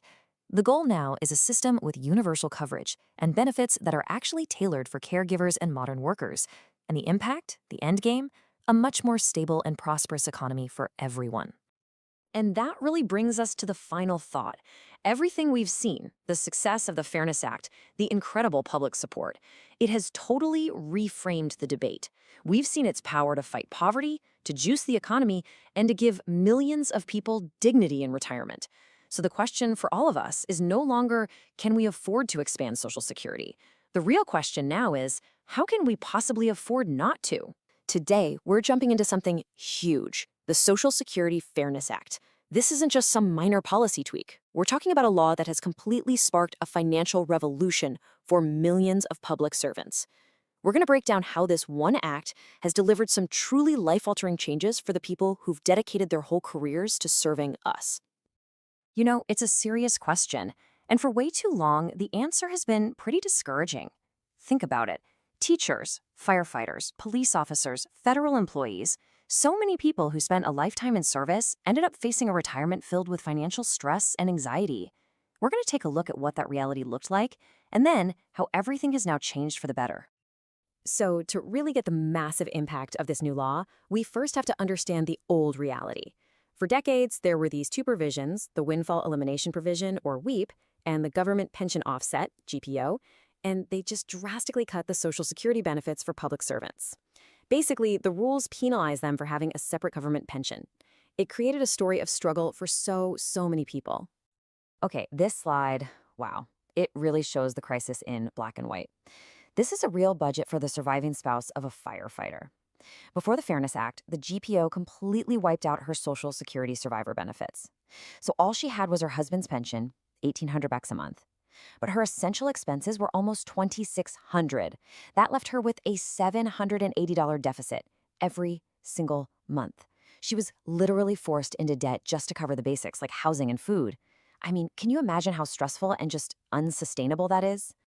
But that story of struggle, thankfully, has a brand new chapter, and it's called the Social Security Fairness Act. And listen, this wasn't some tiny adjustment. This was a complete overhaul, designed to right a wrong that had been going on for way too long and to finally restore the benefits these public servants had absolutely earned. So what did the Fairness Act actually do? Well, it did one simple but incredibly powerful thing. It completely eliminated both the windfall elimination provision and the government pension offset. Gone. And that single action removed the financial roadblocks, unlocking the full Social Security benefits that these retirees and survivors were always supposed to get. This is the key that starts the engine for every transformation we're about to see. All right, now for the proof. Let's walk through 4 detailed, real-world scenarios. We're not talking about abstract percentages here. We're going to look at the hard numbers, the actual dollars and cents, to see exactly how this law changed individual lives, turning financial despair into real dignity and security. First up, let's talk about a retired teacher. After an entire career shaping young minds, she found herself in a really shaky retirement. Now, she wasn't falling behind each month, but she was just breaking even. I mean, living on a financial knife's edge with absolutely no cushion for any kind of emergency. And just look at the immediate change here. It's night and day. Before the act, the WEP cut her Social Security, leaving her with $3,150 a month, which was exactly what her expenses were, a $0 surplus. After the act got rid of WEP, her monthly income jumped to $3,700. And just like that, she has a $550 surplus. Now, this isn't just extra spending money. This is security. It's breathing room. It's the end of living paycheck to paycheck. But wait, it gets even better. On top of that monthly increase, she received this, a one-time retroactive payment of $13,200. This lump sum is all the money that was unfairly held back from her over the years. With it, she instantly wiped out $8,000 in credit card debt and still had $5,200 left to start a real emergency fund. Her entire financial world was rebuilt literally overnight. Okay, our second scenario is a retired police officer. He was doing a little bit better than the teacher, managing to have a small $300 surplus each month. But, and this is a big but, he was still carrying a lot of debt from a car loan and credit cards, and that stress was just constantly eating away at his peace of mind. And look at this jump. His income went from $3,900 a month to almost $4,500. His monthly surplus nearly tripled, from $300 to $880. I mean, that is the difference between just getting by and actually getting ahead. It's a powerful tool for building real financial freedom in retirement. And here's the real catalyst for his transformation, a retroactive payment of over $20,000. This let him immediately pay off his entire $12,000 debt load. Just think about that freedom for a second. No more car payments, no more high-interest credit card bills, and he still had over $8,000 left to create a solid emergency fund. His whole financial outlook was just completely redefined. Now let's circle back to the firefighter's surviving spouse we talked about earlier, the one who was facing that crippling monthly deficit. I have to tell you, the scale of the change here is just immense.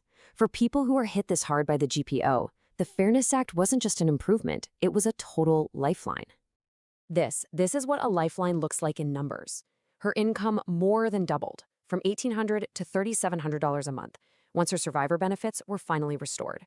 She swung from a $780 deficit to a $1,120 surplus. That's a nearly $2,000 positive swing every single month. It's a move from constant crisis to complete stability. Now, this number is just staggering. A retroactive payment of $45,600. It's almost hard to comprehend the impact. She paid off the entire $15,000 of debt she had to take on just to survive, and she was still left with over $30,000 to create a massive emergency fund. Her life was transformed from one of crisis to one of abundance. All right, our final case is a retired federal employee. His situation was stable, but it was fragile. He had a tiny surplus of just $50 a month, so any unexpected expense, a car repair, a surprise medical bill, could have sent his entire budget into a tailspin. The Fairness Act gave him the buffer that he desperately needed. His income went up by $550, turning that razor-thin $50 surplus into a really meaningful $600 surplus. And this isn't just about having extra money for fun. It's about building resilience. He can now actually plan and save and invest without that constant worry that he's one unexpected bill away from serious trouble. So these individual stories are just incredibly powerful, and you can see they form a really consistent pattern. So now let's kind of zoom out and look at the average impact across all these public servants to really grasp the true scope of this financial revolution. these average numbers are just fantastic. On average, a public servant saw their monthly income go up by almost $900. That's over $10,700 more per year. They got an average retroactive payment of nearly $24,000, which let them wipe out an average of over $11,000 in debt. I mean, these aren't small tweaks. These are massive, foundational financial shifts. This chart really tells the whole story, doesn't it? A shift from burden to freedom. That retroactive payment is the key. On average, it was big enough to wipe out over $11,000 in debt and create a new emergency fund of nearly $12,500. It is a fundamental reversal of fortune, replacing the weight of debt with the security of a real safety net. So the immediate impact is crystal clear. But what does all this mean for the long run? In this last section, let's look at how these gains translate into decades of security and well-being. Because believe me, the payoff goes way beyond just the first year. Take a look at this number, $262,380. That's the projected average financial impact per person over a 20-year retirement. Now that includes all their additional income year after year, plus that initial retroactive payment. And get this huge number doesn't even factor in annual cost of living adjustments. When you add in COLAs to keep up with inflation, the total impact could easily blow past $300,000. It is a truly life-altering amount of money. But you know, this was never just about the money. The real impact is measured in quality of life. Financial security leads directly to these profound improvements in health. We're talking about massive stress reduction, better sleep because you're not up all night worrying, and having access to proper healthcare and nutrition. And maybe most importantly, it restores a sense of dignity and peace of mind that is simply priceless. This quote really just says it all, doesn't it? The Social Security Fairness Act has completely rewritten the retirement story for millions of people who dedicated their lives to serving the public. It delivered justice, it delivered security, and it delivered a future where they can actually enjoy the stability and abundance they rightfully earned. It's just a powerful reminder of how fair policy can translate directly into better lives for everyone. Today, we're going to unpack a real blueprint for change.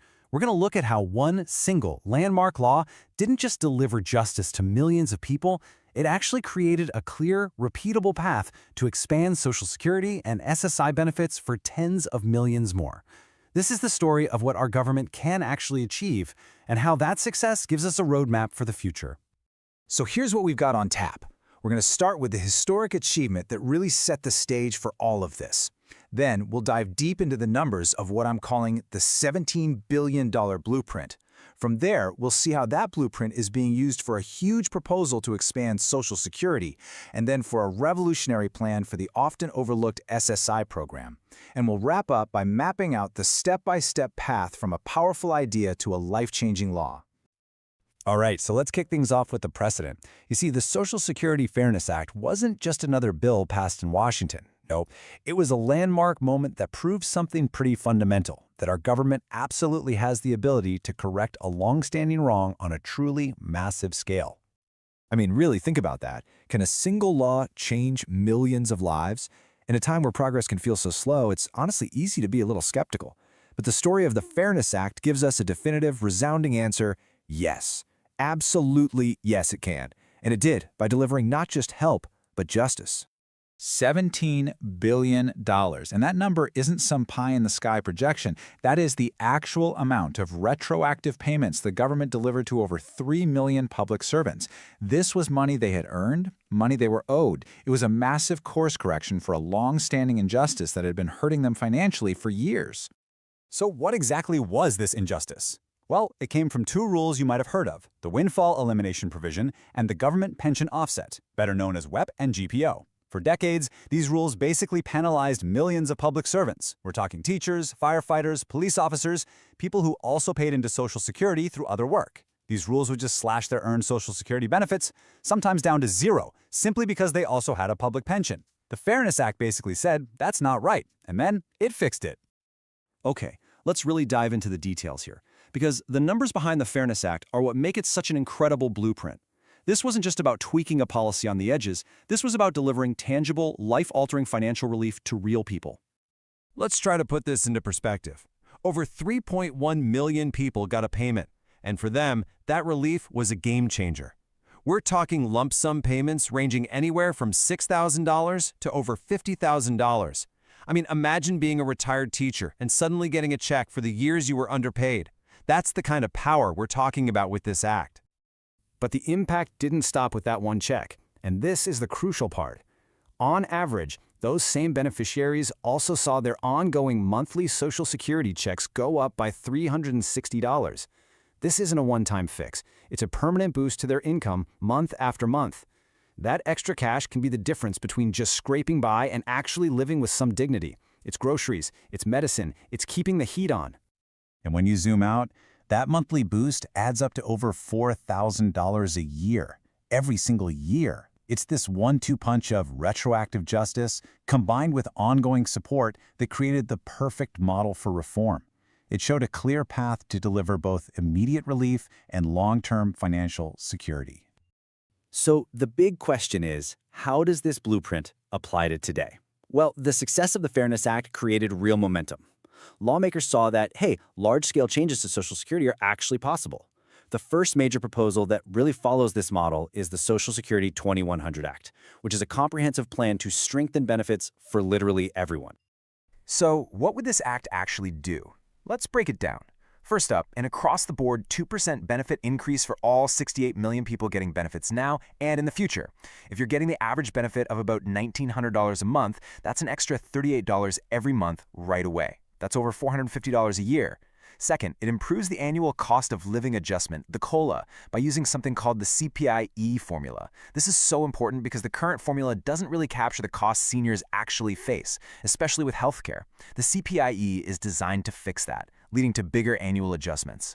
And finally, it creates a new minimum benefit, set at 125% of the poverty level, making sure that anyone who worked their whole life doesn't retire into poverty. The scale of this proposal is just immense.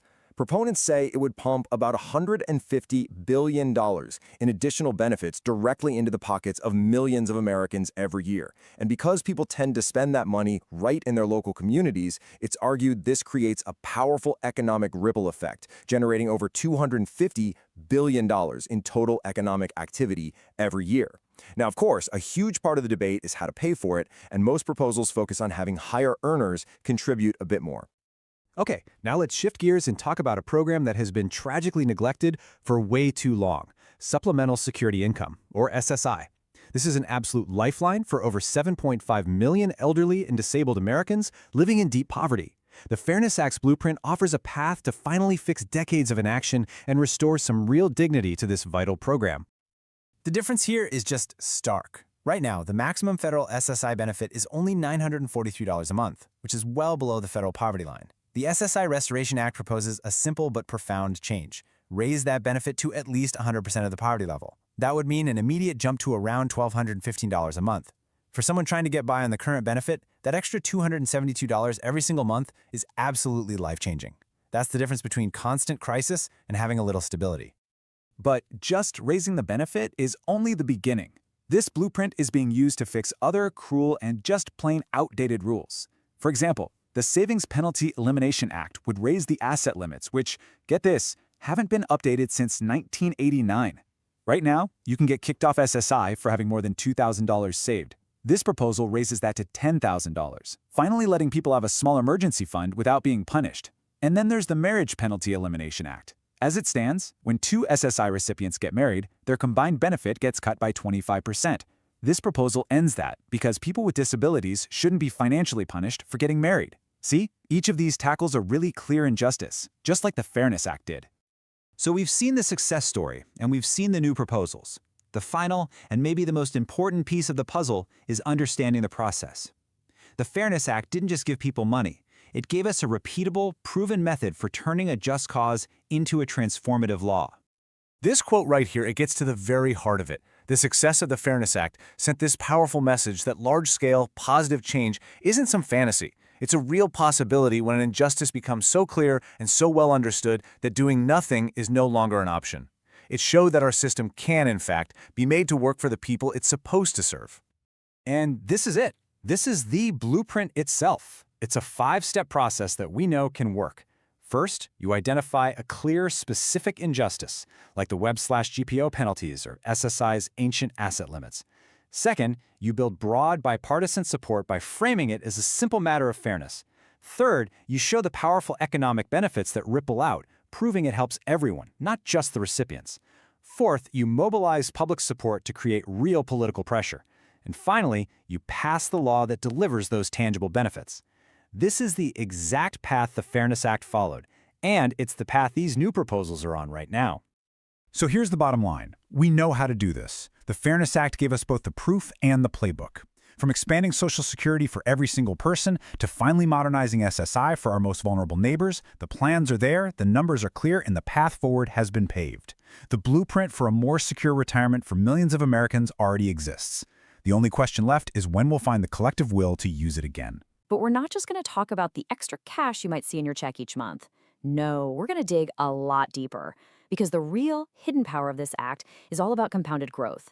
What we're about to unpack is how this isn't just about some relief right now, it's about building serious, life-changing wealth for your future. So let me ask you a question right off the bat. Imagine these new higher benefits start hitting your account. How much do you think that extra money could actually turn into over 30 years? Not just adding up the payments, but the total growth. Go ahead, just ballpark a number in your head. Whatever number you just thought of, I'm willing to bet it's too low. Probably way, way too low. You see, the potential here is absolutely staggering, and it's all thanks to the incredible power of compounding. So come on, let's dive in and break down exactly how this whole thing works, number by number. Okay, first things first. We have to shift our perspective a little bit. This is about so much more than just getting a bigger check in the mail. We're talking about a fundamental change to your entire financial picture. Look, on one hand, you've got the immediate relief. And don't get me wrong, that monthly increase is absolutely vital. It helps with the bills, it eases that day-to-day pressure. But the real story, the absolute game changer, is what you see on the right. Viewing this new income as a foundation, a launchpad for creating real long-term wealth. That's the mindset shift we're focusing on today. So how does this growth actually happen? Well, it's not magic, it's just math. And it's powered by two very distinct, very powerful financial engines that work together. Let's take a look at each one. All right, engine number one is something you already know about, cost of living adjustments, or COLAs. This is such a critical part of Social Security. Every year, your benefits get a little bump to keep up with inflation. But here's the key. When your starting benefit is higher because of the Fairness Act, every single COLA in the future is calculated on that bigger number. It means your payment doesn't just go up, it goes up by more each year, with every increase building on the last one. It's a snowball effect. And engine number two? That's investment returns. This is what you can do with that retroactive lump sum payment you could get, or even any extra from your monthly check that you don't need for bills. By investing this money, you're not just saving it, you're putting it to work for you, letting it grow all on its own in the market. This is where that compounding effect really takes off. Now, theory is great, but let's make this real. Let's walk through a case study. We're going to follow a hypothetical teacher who, thanks to the Fairness Act, gets a $500 boost to their monthly benefit, plus a one-time retroactive payment of $15,000. Let's see what happens to that money over the next few decades. Okay, just look at this. This is only engine number one, the COLA at work. We're using a pretty conservative 2.5% average COLA. That initial $500 a month, after 10 years, it's grown to over $624 a month. Fast forward to year 20, it's almost $800 a month. And by year 30, that original $500 increase has more than doubled to over $1,000 every single month. And think about it, that's not just one jump. The second year, it's $512. The third, it's $525. The base just keeps growing. Add it all up, in over 30 years, that's over $314,000 in additional income just from this one growth engine alone. Now, let's fire up engine number two, investing that $15,000 lump sum. And as you can see plain as day, your investment strategy makes a massive difference. A conservative approach at a 3% return turns that $15,000 into $27,000, which is pretty good. But if you aim for a 7% average return, that same $15,000 balloons to over $58,000. That is the incredible power of putting your money to work in the market over time. So we've seen the two engines working on their own. But what happens when we bolt them together and let them run for 3 decades? This is where the numbers go from impressive to truly life-changing. Let's look at the combined results. And here it is, the full power of both engines combined. For our teacher, assuming that 7% return on their investment, the total additional wealth they create over 30 years is a jaw-dropping $429,121. That's the $314,000 from the COLA-boosted payments, plus another $114,000 from their invested lump sum. I mean, that is a transformative amount of money. But what about other public servants? Let's take a police officer, maybe with a $700 monthly increase and a $25,000 payment. We run the same model, and the result is even bigger. Over $631,000 in 30 years. It's simple, really. Bigger starting numbers lead to an even more powerful final result. And now, get ready for this one. This is the most powerful example yet. A surviving spouse who gets a $1,200 monthly increase and a $40,000 retroactive payment. After 30 years in that same aggressive growth scenario, the total wealth created crosses the $1 million line. That's right, over $1,060,000. This isn't just about financial security anymore. This is about building generational wealth. Seeing numbers like that is, well, it's pretty exciting. But what do they actually mean for your life? How do you take all this potential and turn it into a real concrete plan for your future? Well, it takes a smart, strategic approach. So here's the crucial thing. This growth isn't just a number on a spreadsheet. It's a tool.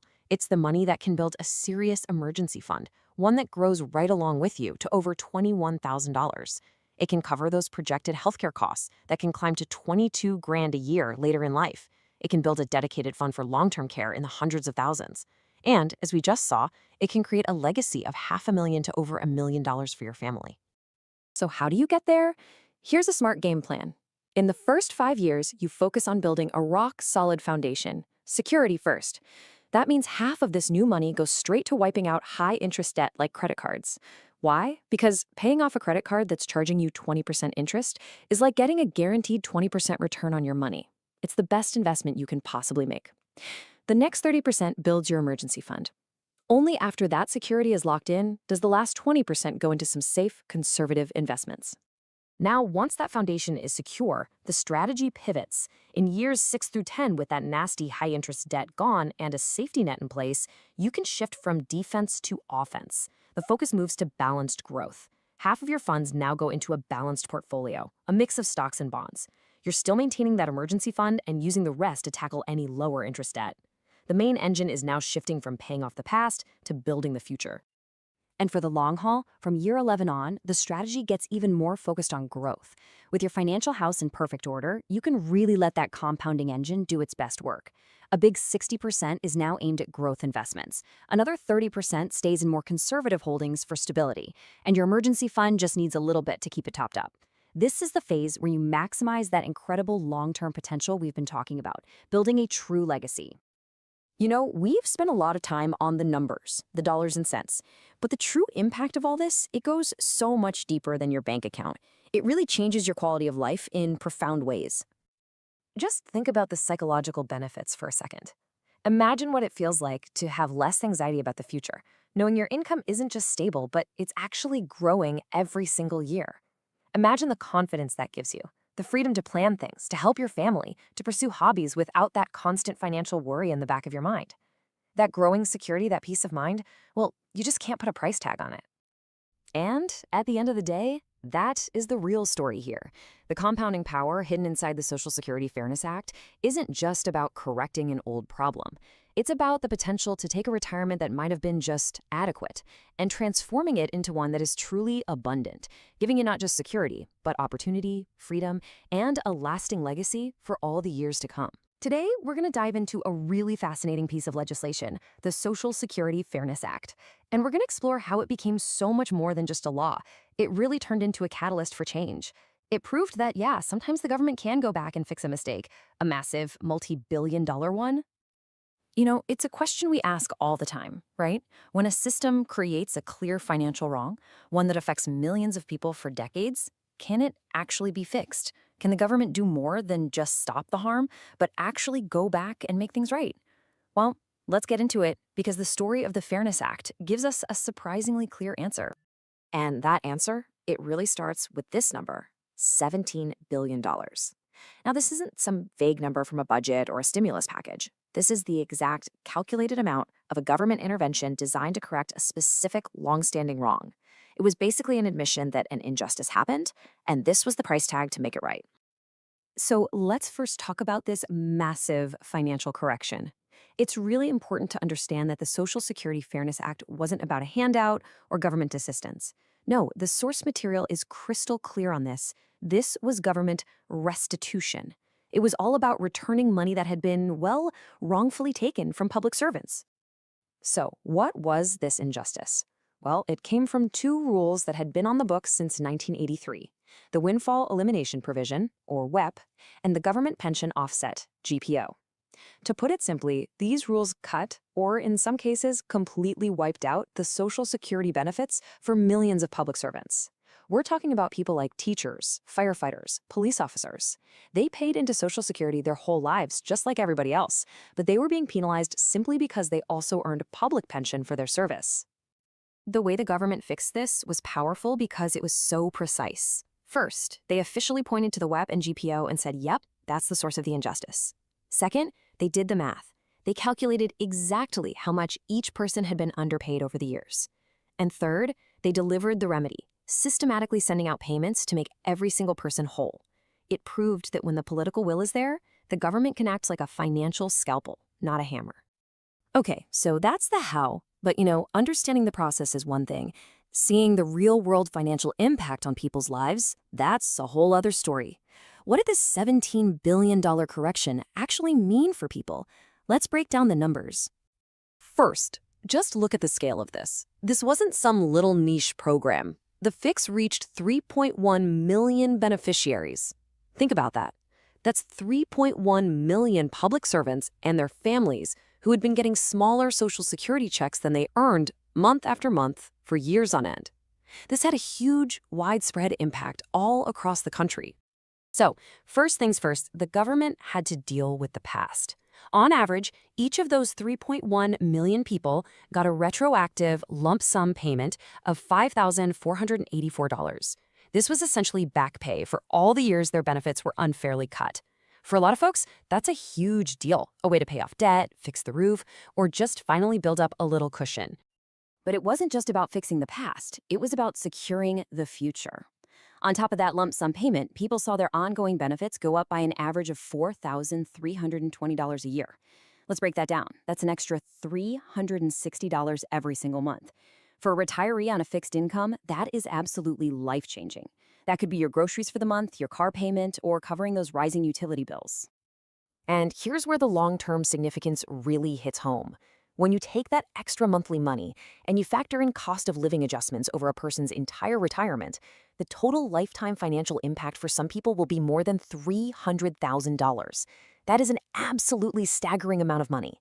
It transforms someone's retirement from a state of constant worry to one of stability and dignity.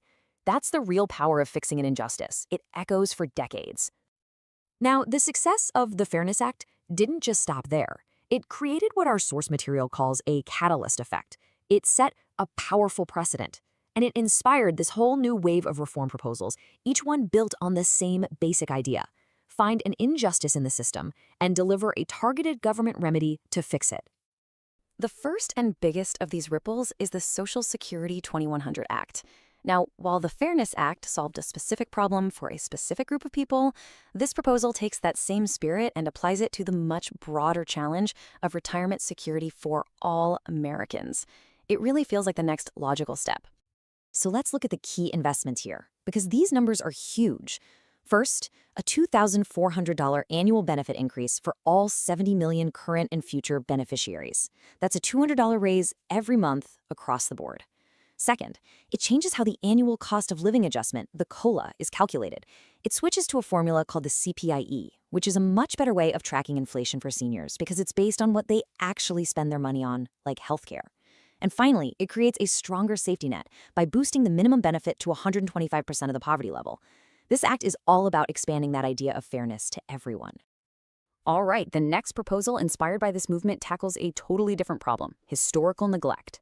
The Supplemental Security Income Program, or SSI, is an absolute lifeline for about 8 million of our most vulnerable citizens, the elderly, the blind, and people with disabilities. But get this, its benefits haven't been seriously updated since 1972. The SSI Restoration Act uses the same model as the Fairness Act to finally correct this. And the investments here are so targeted and so profound. First, it would raise the monthly benefit all the way up to 100% of the federal poverty level. That's a massive increase. But look at this next one, updating the asset limits. For decades, a person couldn't have more than $2,000 in assets to their name to qualify for help. This act raises that to $10,000, finally letting people have a small emergency fund without getting kicked off the program. It is such a precise and frankly common sense remedy for a clear injustice. Beyond just boosting payments, this catalyst effect also inspired proposals that are all about removing these counterproductive rules that actually trap people in poverty. The idea is simple. Stop penalizing people for trying to save a little money or build a better life. This is about the government getting out of the way of people's financial security. So here are 3 proposals that follow that exact logic. The first one raises those ancient asset limits we just talked about. The second, the Marriage Penalty Elimination Act, would stop punishing people with disabilities just for getting married. And then there's the boldest idea, which would remove asset limits altogether. Each one targets a specific rule that, whatever its original intention, just ends up holding people back. So this brings us to our final section. We've seen the incredible impact of the Fairness Act, and we've seen the proposals it inspired. But these new ideas aren't just random hopes. They're actually following a clear, repeatable blueprint for making huge policy changes happen. A blueprint that was forged by the success of the Fairness Act itself. And here it is, that 6-step blueprint in action. First, you have to identify a clear, really understandable injustice, like the WEP and GPO. Second, you build the case for why the government has to be the one to step in and fix it. Third, you mobilize public support. Fourth, and this is a big one, you show that the solution can get support from both sides of the aisle. Fifth, you prove the economic benefits. And finally, you design and deliver that precise, targeted relief that actually solves the problem you identified way back in step 1. This is the roadmap from a good idea to an actual law. And you know, this quote from the source material just says it all perfectly. The Fairness Act did so much more than just send checks to 3.1 million people. It proved that government can and will act when justice demands it. It cleared a path for future reforms by giving us a successful real-world example to follow. And it created this incredible momentum that is now driving all the other proposals we've talked about today. And that really leaves us with a final, forward-looking question. Now that this blueprint for change exists, a proven method for identifying an injustice and delivering a massive targeted government fix, what other long-standing problems could it be used to solve? The Fairness Act gave us an incredible answer, and in doing so, it gave us a whole new set of questions to ask. You know, today we're going to dive into a story that, yeah, on the surface, it's about legislation, it's about benefits, but really it's about something way deeper, the transformation of human lives. It's the story of a massive shift from just surviving to actually truly thriving. And it all starts with a single powerful feeling. Just let that sink in for a second. Imagine that's your reality. This one sentence, it just perfectly captures the core conflict, right? The daily emotional state for thousands of retired public servants before everything changed. It frames retirement not as this golden reward, but as a constant grinding struggle against a tide of things you can't do. So who are we talking about here? Who are the people at the heart of this story? Well, we're talking about folks who built their entire careers on a foundation of public service. They signed up for a life with purpose, and they truly believed that all that dedication would be rewarded with a secure, dignified retirement. It was the promise they worked their entire lives for. I mean, think about it. These are the pillars of our communities. Teachers who sparked curiosity in generations of kids, police officers who kept us safe, firefighters who ran towards danger when everyone else was running away.